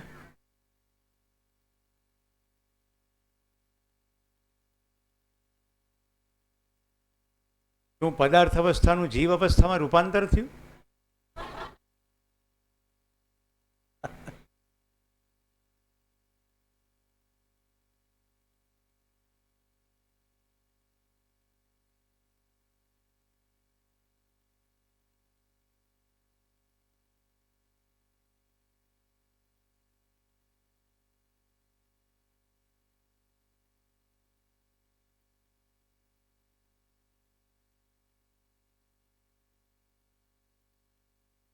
ચાલીએ આગળ. આપણે જોઈ રહ્યા છીએ કે માનવનું આચરણ નિશ્ચિત થાય તો બધા સમસ્યાઓનો હલ થઈ જાય, રાઈટ? પણ એનું આચરણ સંસ્કાર વિધિથી નિશ્ચિત થાય. સંસ્કાર 3 જગ્યાએથી આવશે: પરિવાર, શિક્ષણ સંસ્થા એટલે કે શિક્ષણની તમામ પ્રક્રિયાઓ, અને કહેવાતો અત્યારે તો સમાજ, હજી તો સમુદાય જ છે, પણ સંસ્કારની પ્રક્રિયા આ રીતે થાય. અત્યાર સુધી આપણે સંસ્કારમાં શું કર્યું છે કહેજો? કેટલાક લોકો સંસ્કાર કેન્દ્રોમાં સેવા આપતા હોય છે, સંસ્કાર કેન્દ્રો ચાલતા હોય છે ઘણા બધા સંપ્રદાયોમાં. આપણે એમાં ગીતો ગાઈએ છીએ, ભજનો ગાઈએ છીએ, કેટલાકને પગે લાગવાનું કહીએ છીએ, હા કે ના? કેટલાક શ્લોકો કંઠસ્થ કરીએ છીએ, એને આપણે સંસ્કાર કહીએ છીએ. જે શ્લોકનો મને અર્થ ખબર નથી એ શ્લોક બોલવાથી મને મનોરંજન થાય, કદાચ દિમાગમાં થોડો વિકાસ પણ થાય, પણ જેનો અર્થ જ ખબર નથી તો હું આચરણ કેવી રીતે કરીશ? એ જ તો મોટો ભ્રમ છે. જ્યારે સંસ્કારની ક્રિયા કરવાની છે ત્યારે સમજાવતા નથી, અને પછી એમ કે મોટો થઈને ખબર પડશે. નાગરિક શાસ્ત્રના પાઠો ત્યારે ભણાવવામાં આવે છે જ્યારે બાળકને વોટ આપવાની એલિજિબિલિટી નથી, અને જ્યારે વોટ આપવાની એલિજિબિલિટી થાય છે કોલેજના સમયે, ત્યારે એને ધારાસભા, વિધાનસભા, રાજ્યસભા, લોકસભાની ખબર હોતી નથી. આ જો સાચું ના હોય તો દેશમાં 36-38% વોટિંગ ના થાય, અમુક પોકેટમાં 50-60% વોટિંગ થાય છે. આપણે કેવા લોકોને ચૂંટીએ છીએ? 100% નક્કી કરેલા નહીં, એમાંથી જેટલા લોકો મત આપે એના મતને અનુરૂપ ચૂંટાયેલા છે. આપણે ત્યાં મત નહીં આપવાની ઉદાસીનતા છે કે નહીં? તો જ્યારે મત આપવાની ક્ષમતા છે ત્યારે એને ખબર જ નથી એની ગંભીરતા, અને જ્યારે મત આપવાની એલિજિબિલિટી હતી ત્યારે આપણે નાગરિક શાસ્ત્ર ભણાવીએ છીએ. આપણી અંદર એવો ભ્રમ છે કે મોટો થઈને સમજશે. પ્રત્યેક ઉંમરની વયે જે શીખવવાનું છે તે સમયે તો શીખવીએ જ કામ લાગે. આજે દીકરીઓ બહેનો સાથે જેટલું ખરાબ પ્રવૃત્તિઓ થઈ રહી છે એ કરે છે તો કોઈ છોકરાઓ જ ને, હા કે ના? એ ક્યારેક તો ઘરમાં હતા કે નહીં? ક્યાં ચૂક થઈ ગઈ? ઘરની અંદર એ શીખવાયું નહીં કે આ પણ માનવ છે અને એને સ્ત્રીનું શરીર છે. તારી જેટલી જ કલ્પનાશીલતા છે, તારી જેટલી જ એને કર્મ સ્વતંત્રતા છે. જો અસ્તિત્વગત સચ્ચાઈ આ જ છે. પુરુષોને શીખવાયું નહીં કે બહેનો સાથે વર્તાય કેવી રીતે. હવે આપણે કાયદાથી એને કંટ્રોલ કરવાની કોશિશ કરીએ. માણસ કદી નિયંત્રિત થઈ શકે નહીં કાયદાથી, કારણ કે પ્રાણી નથી. આહાર, નિદ્રા, ભય અને મૈથુનની પ્રવૃત્તિ થકી પ્રાણીને ચલાવી શકાય, માનવને ચલાવી શકાય નહીં. એટલે આટલા કાર્યક્રમો, ઉપદેશો, સભાઓ, જ્ઞાન સત્રો, કંઈ ફેર પડતો કેમ નથી? હવે તમને દેખાશે. મનોજભાઈ નાનપણથી મોટા થયા 50 વર્ષ, ત્યાં સુધી કેટલું દ્રઢ થઈ ગયું, સ્વીકૃતિમાં આવી ગયું. હવે 50 વર્ષની વયે તમે કોઈક જગ્યાએ ભજન કીર્તન કરવા જાઓ છો, શું થાય? પેલું એટલું દ્રઢ થયેલું છે એને તર્કબદ્ધ રીતે દૂર કરી શકાતું નથી, કારણ કે જે કહેવાય છે માની લો. ઘણી બધી સંસ્થાઓ તો એવી છે, એવું કહે છે જાણવાનો પ્રયત્ન ના કરશો. હમણાં ઘટના કીધી ને, પરમ દિવસે એક ભાઈ સાધુતા છોડીને મારે ઘરે આવ્યા, અત્યારે શિબિરમાં આવતીકાલથી બેસશે. એને એની યાત્રા મને કીધી. કોટક સાહેબ એને સંસ્થાના વડા સુધી પ્રશ્ન પૂછ્યો ને પ્રશ્નોના જવાબ ના મળ્યા, એટલે વડાએ છેલ્લે કહી દીધું કે તમે સંસારમાં સુખી થશો. નીચેના બધાએ શું કીધું? બુદ્ધિ બંધ કરી નાખ, તારું ભમી જશે. 3-4 આમ ગુરુ લેવલ કરતાં ઉપર પહોંચ્યા. બુદ્ધિ બંધ કરી નાખ, તું બધા ચોપડા વાંચવાનું બંધ કરી નાખ, પ્રશ્ન પૂછીશ નહીં, માને જા. એ તો કહી રહ્યો છું, પરિવાર, શિક્ષણ અને સમાજ. અહીંયા જે માતાઓ છે જેને નાના બાળકો છે, આપણા સાગરભાઈ, જીનલબેન જેવા જે તાજા પરણ્યા છે એમને બાળકો થવાના છે, અને જે દાદા દાદી, નાના નાનીઓ છે જેમને બાળકોને બાળકો છે, અને જેને આમાંની એકેય કેટેગરી નથી, એની આસપાસ પડોશમાં બાળકો તો છે જ. હા કે ના? નાગરિક તરીકે બધા જો વિચારવા માંડીએ તો કોઈ પણ બાળક આસપાસ છે એના સંસ્કાર માટે આપણે પણ એટલા જ જવાબદાર છીએ. અહીંયા આટલા બાળકો રમે છે, રાઈટ? તમને જ્યારે ફ્રી સમય હોય ત્યારે બાળકો તમારી આસપાસ છે. એ બાળકો સાથે તમે કયું આચરણ કરો છો ને એના આધારે બાળક કેટલાક નિર્ણયો હમણાંથી જ લેવાનું શરૂ કરશે. જેમ કે આજે બાળકો અહીંયા રમત રમે છે અને હું એમને ટોકતો કે રોકતો નથી, તો કમસે કમ એની અંદર શું છે, સંસ્કાર પડે છે કે મારા માતા પિતા કેટલુંક જાણવાના પ્રયત્નમાં છે, કંઈક સમજવાના પ્રયત્નમાં છે, કશું શીખવાના પ્રયત્નમાં છે, અને શિક્ષક સમજાવવા માટે તત્પર છે. મને મારી રમતમાં રોકતા નથી તો શીખવાની પ્રક્રિયા પ્રસન્નતાની આડે આવનારી પ્રક્રિયા નથી, તો શીખવાની પ્રક્રિયા પ્રસન્નતાને સપોર્ટ કરનારી પ્રક્રિયા છે, તો શીખવાનો આનંદ આવશે. હું એ શાળાને સફળ શાળા ગણું છું જેના બાળકો શનિ રવિની રજામાં મા બાપની સામે જીદ કરે કે મારે નિશાળે જવું છે, અને મા બાપ કે આજે રજા છે તો પ્રશ્ન પૂછે કે આજે કેમ રજા છે. એ શાળા સફળ શાળા છે, કારણ કે માતા પિતાની પણ વધારે બાળક શિક્ષકને મહત્ત્વ આપે છે, કારણ કે એની પાસે વધારે સમય રહે છે. વર્લ્ડ લેવલે જેની સ્વીકૃતિ છે શિક્ષણમાં એનું નામ છે ગીજુભાઈ બધેકા. વર્લ્ડ લેવલ બોલું છું. તમે અમેરિકા, યુરોપમાં પણ જાઓ ને, એજ્યુકેશનના કિતાબ ઉઠાવો તો ગીજુભાઈ બધેકાની વાત આવે. આપણે એને મૂછાળી માં કહીએ છીએ. મૂછાળી માં, એમને મોટી મૂછો હતી. પણ ગીજુભાઈ વિશે કહેવાય છે કે બજારમાં નીકળ્યા હોય ને બાળક મળી જાય તો ત્યાં એને વાર્તા કહેવા માંડે. વાર્તા, રમત, સંવાદના માધ્યમથી શીખવતા.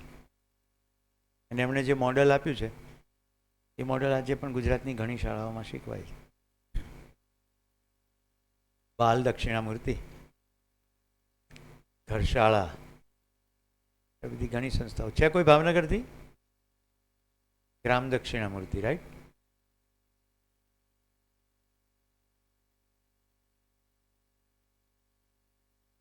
અમદાવાદની આંતરરાષ્ટ્રીય શાળા એસજીબીપીનો એક સમયમાં ડિરેક્ટર હતો.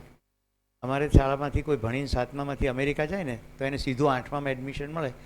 એના માટે એક્રેડિટેશન બોર્ડ હતું, theta, council of international and trans regional accreditation. અમેરિકાથી બોર્ડ આવે. અમારી સંસ્થાને 5 વર્ષનું એક્રેડિટેશન હતું ને પૂરું થવાનું હતું, એટલે એ લોકો તપાસ માટે આવવાના હતા. ઓડ્રી હોપમેન નામના બેન 3 જણ ટીમ લઈને આવ્યા. એરપોર્ટથી આવ્યા એટલે મારી શુભેચ્છા મુલાકાત થઈ. મેં એમને ઇન્ટિગ્રલ એજ્યુકેશન, ઓરોબિંદો પુસ્તક એમને ભેટ આપ્યું. બીજે દિવસે જેટ લેગને માટે એમને આરામ હતો, અને પછી અમે ત્રીજે દિવસે મળવાના હતા. ત્રીજે દિવસે મળ્યા ત્યારે મારું આશ્ચર્ય એ વાતનું હતું, આટલું જાડું પુસ્તક એમણે બીજે દિવસે જેટ લેગનો આરામ ના કર્યો, વાંચી નાખ્યું, અને ત્રીજે દિવસે કે તમને અમારી ક્યાં જરૂર છે. ઇન્ટિગ્રલ એજ્યુકેશનમાં શરીરની કેળવણી, મનની કેળવણી, આત્માની કેળવણી સુધીની વાત અરવિંદો લખી ગયા છે કે તમને અમારી જરૂર નથી. પણ આપણને એમ છે કે પેલું બધું બહુ સરસ, આપણું તો બોગસ. આપણું બધું સરખું નથી. હા, એ કહી દઉં. ક કમળનો ક, ખ ખટારાનો ખ, બધું સરખું નથી. પછી હાથી બતકને કહેતો તો એ સરખું નથી. સિલેબસમાં એવું ભણાવીએ છીએ જેની જિંદગી સાથે કંઈ કનેક્શન નથી, એ સરખું નથી. હું એન્જિનિયર ભણ્યા પછી કહું છું, જો એન્જિનિયરિંગની પ્રેક્ટિસ કરવાની ના હોય તો ત્રિકોણમિતિના સિદ્ધાંતોનો કોઈ મતલબ છે નહીં. બીએસસી કેમિસ્ટ્રી ભણ્યા હોય, હમણાં ખોટક સાહેબ મજા આવશે, મને એક ઇન્ટરવ્યૂ પેનલમાં બોલાવવામાં આવ્યું. એટલે એમએસસી કેમિસ્ટ્રી થયેલાને મેં પ્રશ્ન પૂછ્યો, તમે સહેજ કેમિસ્ટ્રી યાદ કરજો તમને આવડી જશે. મેં કીધું ડાયહાઇડ્રોજન ઓક્સાઇડનો ઇન્ડસ્ટ્રીમાં શું ઉપયોગ? ડાયહાઇડ્રોજન એટલે H2, ઓક્સાઇડ એટલે O એટલે પાણી. કે સર ખબર નથી. તો સારું જિંદગીમાં શું ઉપયોગ? ખબર નથી. એમએસસી કેમેસ્ટ્રી છે, ડાયહાઇડ્રોજન ઓક્સાઇડ ખબર નથી. મેં કીધું મોનોસોડિયમ મોનોક્લોરાઇડ શું કામ લાગે? ખબર નથી. હવે આને મારે પાસ કેવી રીતે કરાય? એમએસસી કેમેસ્ટ્રી કેટલી ભણ્યા? જેટલી એ લોકોએ કીધું એટલી જાણવાની કોશિશ કરી નહીં કે આ સોડિયમ ક્લોરાઇડ છે એનો મારી સાથે શું કનેક્શન છે. તો શિક્ષણની એવી વસ્તુ જેનો જિંદગી સાથે કોઈ કનેક્શન કે અનુબંધ નથી એ બધું હટાવવાની જરૂર છે કે નહીં? આપણને ઇતિહાસ ભણાવવામાં આવે છે. આપણને માનવીયતાનો ઇતિહાસ ભણાવવામાં આવે છે કે અમાનવીયતાનો ઇતિહાસ ભણાવવામાં આવે છે? કોઈ એક રાજાએ આટલા લોકોને મારી નાખ્યા, એ ઇતિહાસ આગળ લઈ જશે? કે કોઈ આ રાજાએ આટલા લોકોને બચાવે એ ઇતિહાસ આગળ લઈ જશે? પોલેન્ડની એક ઘટના જાણીતી છે. ત્યાંના કેટલાક લોકોને આપણા કોઈ મહારાજાએ વિશ્વયુદ્ધ વખતે અનાથ થઈ ગયા હતા, બાળકોને અહીંયા ભણાવ્યા હતા, જામજે, રાઈટ? તો પોલેન્ડમાં એ જામનું એટલું સન્માન છે કે એમનું ત્યાં મૂર્તિ સ્ટેચ્યુ મૂકવામાં આવી છે અને આજે પણ એને આદર આપવામાં આવે છે. ઇતિહાસ આ ભણાવવાનો છે? આવું તો મને ભણવામાં નહોતું આવ્યું કે આપણા કોઈ રાજાએ આવું કામ કર્યું, રાઈટ? પણ અંગ્રેજો આપણી પર ચડાઈ કરીને ગુલામ બનાવ્યા અને મોગલો આવ્યા અને આવા ગુલામ બનાવીને આવું આવું કર્યું. બધો ખૂન ખરાબાનો ઇતિહાસ છે. પરીક્ષામાં શું પૂછાય છે? પ્લાસીનું યુદ્ધ કોણે લડ્યું? ભગવાન બુદ્ધના શું મહત્વનો ઉપદેશ હતા અને જિંદગીમાં શું ફરક પડ્યો એ નહીં કહે. કલિંગાનું યુદ્ધ કોણ લડ્યું? ખાલી જગ્યા પૂરો. કઈ સાલમાં? રાઈટ? મારા પપ્પાને મેં પ્રશ્ન પૂછ્યો, આ રાજાઓના સવાલો આવે છે અને ખબર નથી પડતી શું જવાબ આપો, કયા રાજાએ શું કર્યું. તો મને કે તે શું નક્કી કર્યું છે? મેં કીધું મેં નક્કી કર્યું છે જેટલું છે ને બધું સારું સારું લિસ્ટ બનાવ્યું છે. કોઈ પણ રાજાનો પ્રશ્ન પૂછશે ને એટલે હું લિસ્ટ ઘસડી નાખીશ. એમાં 2-5 કામ તો એને સારા કર્યા જ હશે ને, તો પાસિંગ માર્ક તો આપશે જ ને. વર્ષો પછી શાહબુદ્દીનભાઈને મળવાનું થયું ત્યારે મને મોજ પડી ગઈ. એવું બોલ્યા કે ઇતિહાસમાંથી આપણે કશું શીખ્યા નથી, એ ઇતિહાસ છે આપણો. કારણ કે શીખવા જેવું નથી. જાગૃત થયા પછી આપણા વિશ્વનો ઇતિહાસ કેવો લખાશે? કલ્પના કરો કે આજથી 40 વર્ષ પછી ભારત આખું જાગૃત થઈ ગયું છે અને પછી કોઈ ઇતિહાસ લખશે તો કેવો ઇતિહાસ લખાશે? 1 થી 5 મે 2025 ડીસામાં જાગૃત થવાનો એક શિબિર યોજાયો. એમાં 370 લોકોને જે સમજણ પડી એ એટલા ઉત્સવિત થયા કે તેમણે દરેક વ્યક્તિએ 500-500ને આ સમજણ પાડવાનું બીડું ઝડપ્યું અને 5 વર્ષની અંદર આખું ડીસા ગામ સંપૂર્ણ જાગૃત થઈ જાય એટલી સમજણ કેળવી ચૂક્યું. ત્યાર પછી બધા પ્રોજેક્ટ શરૂ થયા. આમ આમ આમ આમ કરતાં આજે આપણે અહીંયા છીએ. એ ઇતિહાસમાં એવું નહીં હોય કે બપોરે કેરીનો રસ હતો અને સાંજે ખીચડી કઢી હતા. અત્યારે ભાઈ પ્રવાસેથી કોઈ આવે ને કેવું રહ્યું? અરે શું પેરિસમાં દાળ ઢોકળી ખવડાવી યાર, મજા આવી ગઈ. અરે તો પેરિસમાં દાળ ઢોકળી ખાવા ગયા હતા? આપણો ઇતિહાસ છે. આજે સાંજે ઘરે જઈને આજના દિવસનો ઇતિહાસ કહેવાનો થાય તો શું કહેશો? આજે જેટલી આપણે જ્ઞાનની ચર્ચા થઈ એ કહેશો કે એવું મસ્ત એસી હતું ને, કમ્ફર્ટેબલ, સમજણ પડે કે ના પડે, બાકી મજા પડી ગઈ.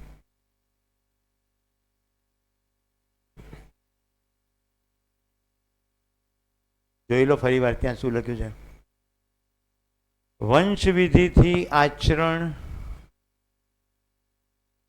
જીવોમાં થાય, માનવોમાં સંસ્કાર વિધિથી આચરણ નિશ્ચિત થાય, વંશ નહીં. એટલે ગાંધીજીના દીકરા હરિલાલનું ફૂટપાથ ઉપર દારૂ પીધેલી હાલતમાં શરીર મળ્યું ને પછી હોસ્પિટલમાં ગયા. ગાંધીજીના દીકરા હરિલાલની વાત કરું છું. વંશવિધિથી આચરણ નિશ્ચિત છે? ના. ગાંધીજી પોતે એડમિટ કરે છે રાષ્ટ્રપિતા થયો પણ સારો પિતા ન બની શક્યો, એનો ખેદ છે. આખા દેશની આઝાદીમાં એટલા વ્યસ્ત રહ્યા એ પ્રક્રિયા ચૂકાઈ ગઈ અથવા પૂરતી ના થઈ પડી અથવા એટલો સમય નહીં આપી શકાયો. દુનિયા ભલે પૂજતી હોય,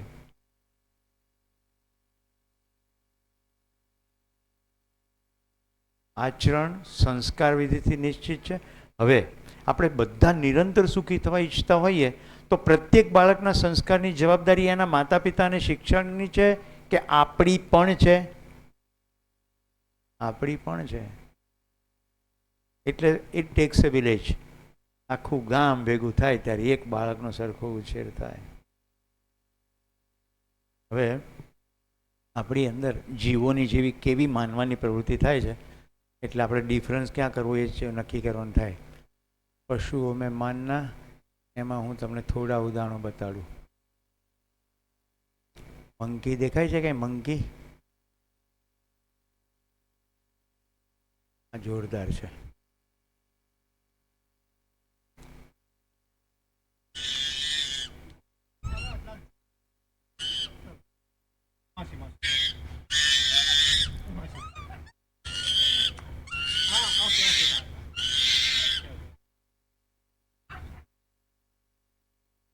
ખ્યાલ આવે છે કેવી રીતે તમારા બાળકો પેપ્સી, કોકાકોલા કેવી રીતે લેના પડીકા ખાય છે? વાંદરું જ છે, પણ આપણે પણ આવું જ કરીએ છીએ. થાય છે કે નથી થતું? કે હું કહું છું એટલે થાય છે?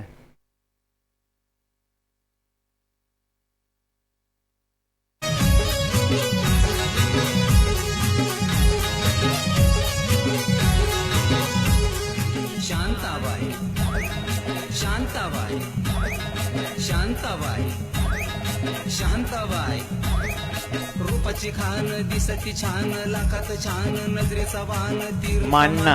मारिती चक्रा तुझा ग नकरा इकडून तिकडं मारिती चक्रा चक्रा नकरा चक्रा नकरा चक्रा नकरा चक्रा नकरा चक्रा नकरा चक्रा नकरा चक्रा नकरा चक्रा. शांताबाई शांताबाई शांताबाई अगं शांताबाई.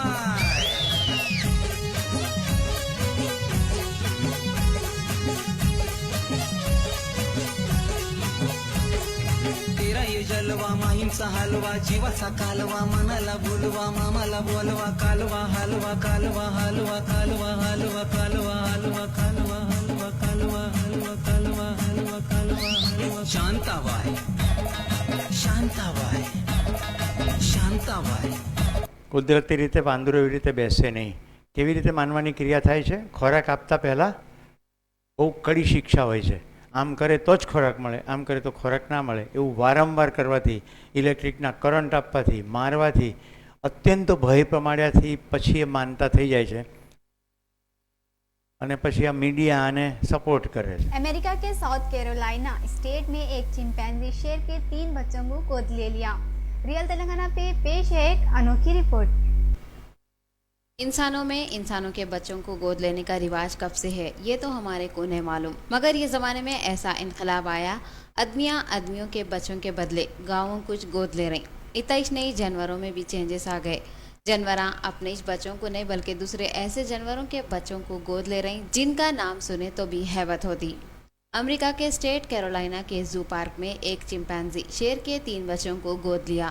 उन्हें शेर के बच्चों को अपने बच्चों के जैसा चाहता, उनके दुख सुख भूख प्यास का ख्याल रखता. शेर के बच्चे भी उसको अपना बावा समझ के लाड़ा करते रहते. चिंपैंजी से थोड़ी थोड़ी देर को आके खेलते. चिंपैंजी भी उनको गले से लगा के उनके नखरे. ખ્યાલ આવે છે રિપોર્ટર કેવી રીતે માન્યતા પુષ્ટિ કરે છે? હવે જૂમાં જ ઉરાંગુટાંગ છે, જૂમાં જ વાઘના બચ્ચા છે અને બધાને ખવડાવાળા પપ્પા મમ્મી તો પેલો જૂ કીપર છે. એટલે ના તો બંને અંદર અંદર દુશ્મન છે, ના વાઘને ઉરાંગુટાંગનો ડર છે કે ના ઉરાંગુટાંગને વાઘનો ડર છે. બધા માટે કોમન સોર્સ માણસ છે. એટલે જેમ માણસ કરશે તેમ જ કરશે. અમદાવાદના જૂમાં મેં વાંદરાને ગરબા ગાતા જોયો છે. આપણી જેમ ગરબા ના ગાય, પણ પેલો જૂ કીપર આવીને કે ગરબા ગાય એટલે આમ ગોળ ગોળ ગોળ ગોળ ફરીને તાળીઓ પાડે. કારણ કે એને રોજ ખાતી વખતે એવું કહે એટલે એક દિવસે એને ફરક પડે કે આમ કરું તો મને ખાવાનું મળે છે એટલે કરે. હું તમને પ્રાણીઓનું બતાડું છું, પણ મારો ઈશારો એ છે કે માનવાની ક્રિયામાંથી જાણવામાં જવાનું છે. આપણે કેટલું માનીએ છીએ.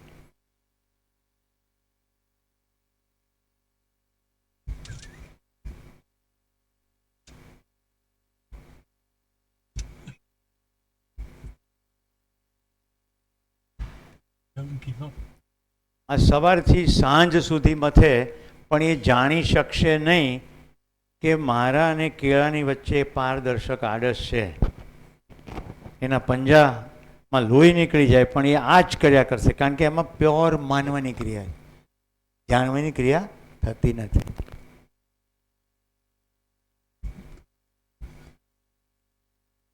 બોસ તું કર કે મારથી જ ના મેળ પડ્યો.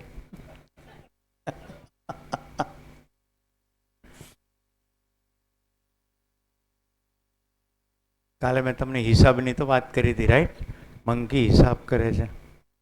પછી માણસોએ બે વસ્તુ પાળી હોય ને, તો માણસો જેટલી રમત કરે, મિસચીફ કરે, બધું પાલતુ પ્રાણીઓ શીખી જાય.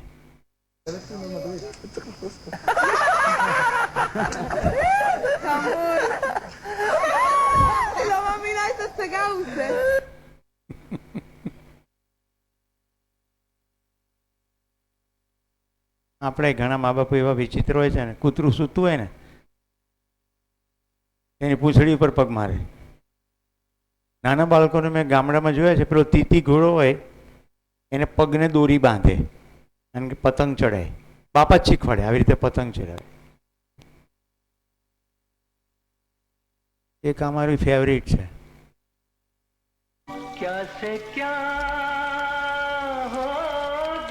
વિનુભાઈ કેમ્પિંગમાં આવો એકાદ રાખી લેવાનો છે.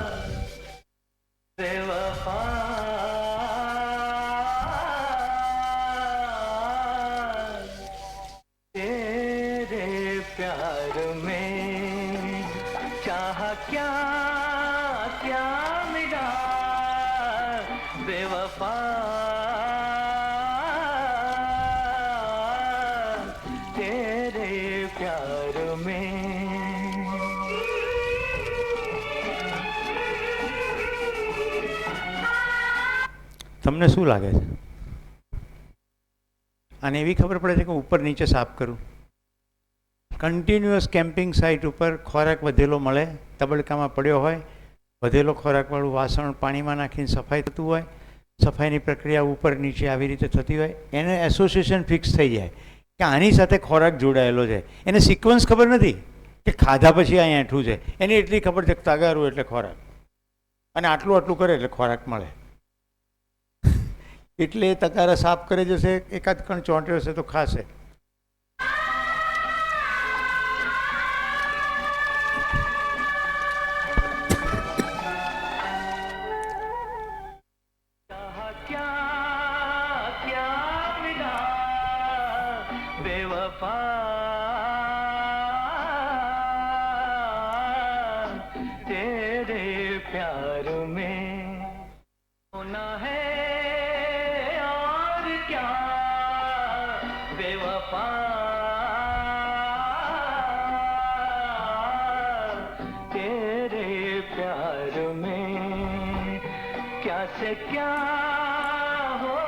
એટલે રિપીટ એક્શન કર્યા કરશે. પેલાને પછાડતા અને તારવતા જોવે એટલે તારવવાની ક્રિયા પણ કરશે, પણ વળી પાછું પછાડશે, વળી પાછું તારવશે. એને એવી ખબર નહીં પડે કે આ પૂરું થઈ ગયું, તો જાણવાની ક્રિયા નહીં થાય. આપણી આજુબાજુ કેટલીક જે ઘટનાઓ ઘટે છે એને જોઈને પણ તારવે છે. ઘણા કહે છે કે હનુમાનજી આયા જો. પ્રભુ કર કૃપા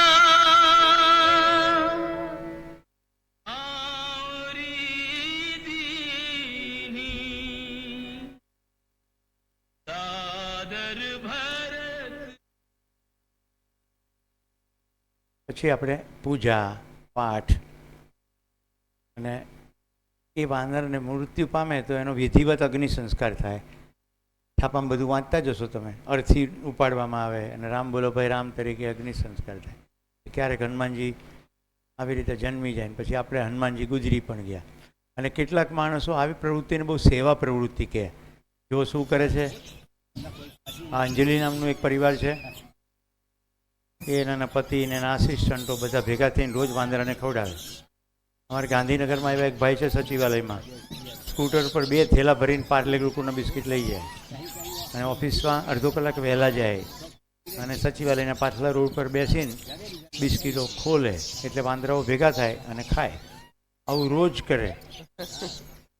વાંદરાને ટેવ પડી જાય, આ લોકોને મજા પડી જાય, પણ એ નથી જોતા અસ્તિત્વગત રીતે શું વાંદરાનો ખોરાક બિસ્કિટ છે? તું જંગલમાં કોઈ બિસ્કિટ શેકીને ખવડાવે એને? આપણી સાથે રહી રહીને આપણે જે ખવડાવીએ તે ખાતા થઈ જાય માનવાની ક્રિયા ચાલે એટલે. કેટલાક લોકો પક્ષીઓને ગાંઠિયા નાખે અને એમ માને કે અમે બહુ જીવદયા કરીએ છીએ. પક્ષીનો ખોરાક ગાંઠિયા છે? ગાંઠિયા નખાય પક્ષીને? માનવાની ક્રિયા અંતર્ગત દાણા સમજીને ખાઈ જશે, કારણ કે એમાં જાણવાનું થતું નથી. પણ આપણા થકી આપણે વિકૃતિ ઊભી કરી રહ્યા છીએ. કાલે જો તમે ફિલ્મ જોઈ હોય તો કાલે વાંદરાની થોડી ફિલ્મમાં બતાવી હતી મેં. આખો આબુ, કોટક સાહેબ મારી સાથે સહમત થશે અને વિનુભાઈ તો બિલકુલ સહમત થશે. અમે કદી આબુ રોડથી આબુ જતા વાંદરાઓને આવી નિયમિત રીતે ટોળામાં બેસીને રાહ જોતા જોયા નથી.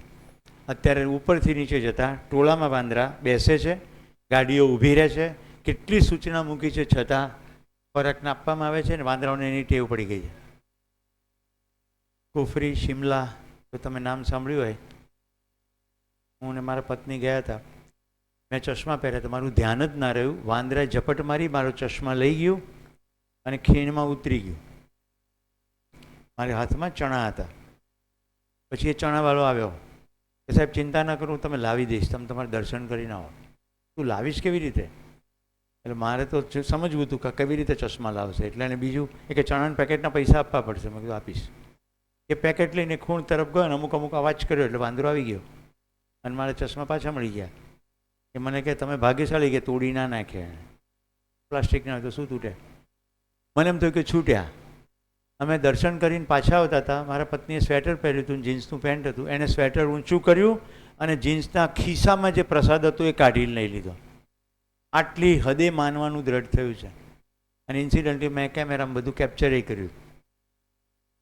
મને પ્રકૃતિ પ્રેમ એટલે બધું કેપ્ચર કરતો હતો, એમાં બધું આવી ગયું. આપણે યોગ્ય કરીએ છીએ કે અયોગ્ય કરીએ છીએ? આ જીવદયા છે કે બેલેન્સ ખોરવવાની પ્રવૃત્તિ છે? અમારા વિનુભાઈ કબૂતરને ભોળું પ્રાણી કહે છે મજાકમાં. ભોળું પ્રાણી કઈ કહીને કબૂતરાને ખવડાવીને એવી માન્યતા કે આ તો શાંતિદૂત છે. કબૂતર કેવળ કબૂતર છે, એ કંઈ શાંતિદૂત નથી. શું સ્થિતિ છે તમને ખબર છે? અત્યારે આખી દુનિયામાં કબૂતરની સંખ્યા એટલી બધી અમર્યાદિત છે, એની હગારમાંથી ઇન્ફેક્શન અને એલર્જી થાય છે અને ફેફસાના રોગો થાય છે. અને એવી કોઈ જગ્યા બાકી ના હોય કે બેસવા જેવું હોય તો કબૂતરે માળો ના કર્યો હોય. મોટું જોખમ છે. બિલકુલ સાચું. માણસને માટે તો રોગો છે જ, પણ બીજા જીવોના અસ્તિત્વ સામે જોખમ છે. અને વિકસિત દેશોમાં પણ છે. તમે લંડન જાઓ તો ટ્રાફાલ્ગર સ્ક્વેર નામની જગ્યા છે, એ જોવાની લાયકની જગ્યા છે. કેમ? કારણ કે બિલકુલ વચ્ચોવચ્ચ રોડના ઇન્ટરસેક્શનમાં એ બધા કબૂતરને ચણ નાખે ને કબૂતર ઢગલો થાય. ચણ નાખવાથી થાય છે શું? એને મહેનત કરવી પડતી નથી, એટલે ખાય છે અને બચ્ચા પેદા, ખાય છે બચ્ચા, એટલે અમર્યાદિત રીતે વસ્તી વધે છે. અને ખવડાવનારા પ્રોટેક્શન રાખે છે, વાડ કરે. એમાં જો કૂતરું જો કબૂતરને ખાવા આવે તો કૂતરાને પથ્થર મારે, જ્યારે કે કૂતરા માટે તે ખોરાક છે જ. કુદરતમાં નિયંત્રણ છે, આપણે નિયંત્રણને બગાડી નાખ્યું. તો હવે કબૂતરથી થતા રોગો માટે આપણે જ જવાબદાર છીએ કે કબૂતર જવાબદાર છે? કબૂતર ખાલી કબૂતર છે. ભોળું પ્રાણી છે કે ખાલી કબૂતર છે? કાગડો કાગડો છે કે કપટી કાગડો છે? શિયાળ લુચ્ચું છે કે ખાલી શિયાળ છે? બધે આપણી અંદર જે દેખાય છે ને બધું પશુઓમાં ફિટ કરીએ છીએ. હવે ખ્યાલ આવે છે માનવાની ક્રિયા કેવી રીતે પશુ સુધી પહોંચાડી દીધી? હું કૂતરાને પ્રેમ કરું છું અને કૂતરો મને પ્રેમ કરે છે. કૂતરો પ્રેમ કરી શકે નહીં, કૂતરામાં જાણવાની ક્રિયા થાય નહીં. કૂતરો ખાલી તમને આહારના સ્ત્રોત તરીકે ઓળખે અને સંવેદનાત્મક બધું જ કરે. ચાટે બી ખરો ને ખોળામાંય બેસે. હમણાં મારે એક તરફ આ ફ્રેક્ચર થયું અને એક તરફ મજાની ઘટના ઘટી. બિલાડી આવીને અમારા બારણું તો બંધ હતું, મ્યાઉ મ્યાઉ ચાલુ કર્યું. એટલે મારા વાઈફે ખોલ્યું તો આમ સામે જોઈને મ્યાઉ મ્યાઉ કરે જોઈને. એટલે મેં કીધું ભૂખ લાગી હશે, આ ડિમાન્ડ કરે છે. તો એને દૂધ આપ્યું તો પી ગઈ. બીજા દિવસે ફરી આવી ગઈ. પછી દિવસમાં 2 વાર આવવા માંડી. અને પછી મારા પત્ની આપે દૂધ, પછી એને એક દિવસ ઓલી દૂધની અંદર રોટલી ચોળી નાખે. તું રોટલી ના ખાય, બિલાડી તો પક્ષી ખાય, રાઈટ. એટલે દૂધ પી ગઈ, રોટલી રહી ગઈ, એટલે ખબર પડી થોડા દિવસોમાં કે દૂધ જ પીવે. હવે ફિક્સ થઈ ગયું એનું કે સવારે અમારે ત્યાં દૂધ આવે અને દૂધ તપેલીમાં ગરમ થતું હોય રસોડામાં, એટલે ખુશ્બુ તો એની ફેલાય.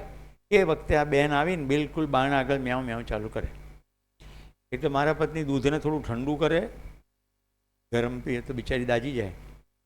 પછી એવું થવા માંડ્યું કે આને ઘરની અંદર આંટા મારવાનું ચાલુ કરી નાખ્યા. મને તો મોજ પડી ગઈ.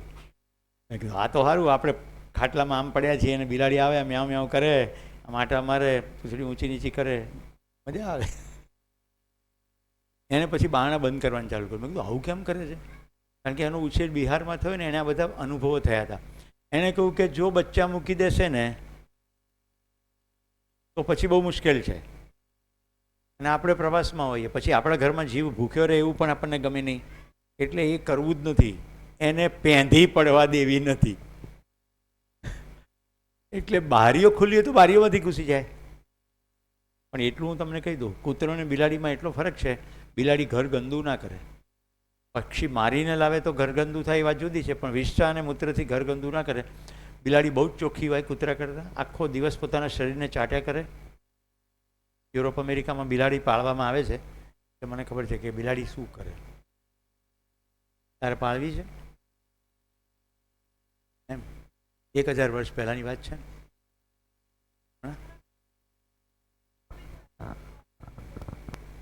સરસ. તો મિત્રો, આપણે આજના દિવસ અહીંયા પૂરો કરીએ છીએ. પદાર્થ અવસ્થા, પ્રાણ અવસ્થા, જીવ અવસ્થા, જ્ઞાન અવસ્થાનું ચિત્ર ક્લિયર થયું. આ ચારેય અવસ્થાઓ આપણી અંદર છે એ પણ ખબર પડી. પણ આપણું આચરણ સંસ્કારથી નક્કી થાય. આટલું જો સ્પષ્ટ થયું હોય તો હવે આગળ આપણે જાગૃતિ તરફ જવું હોય તો આપણું આચરણ નિશ્ચિત થવું જોઈએ ને.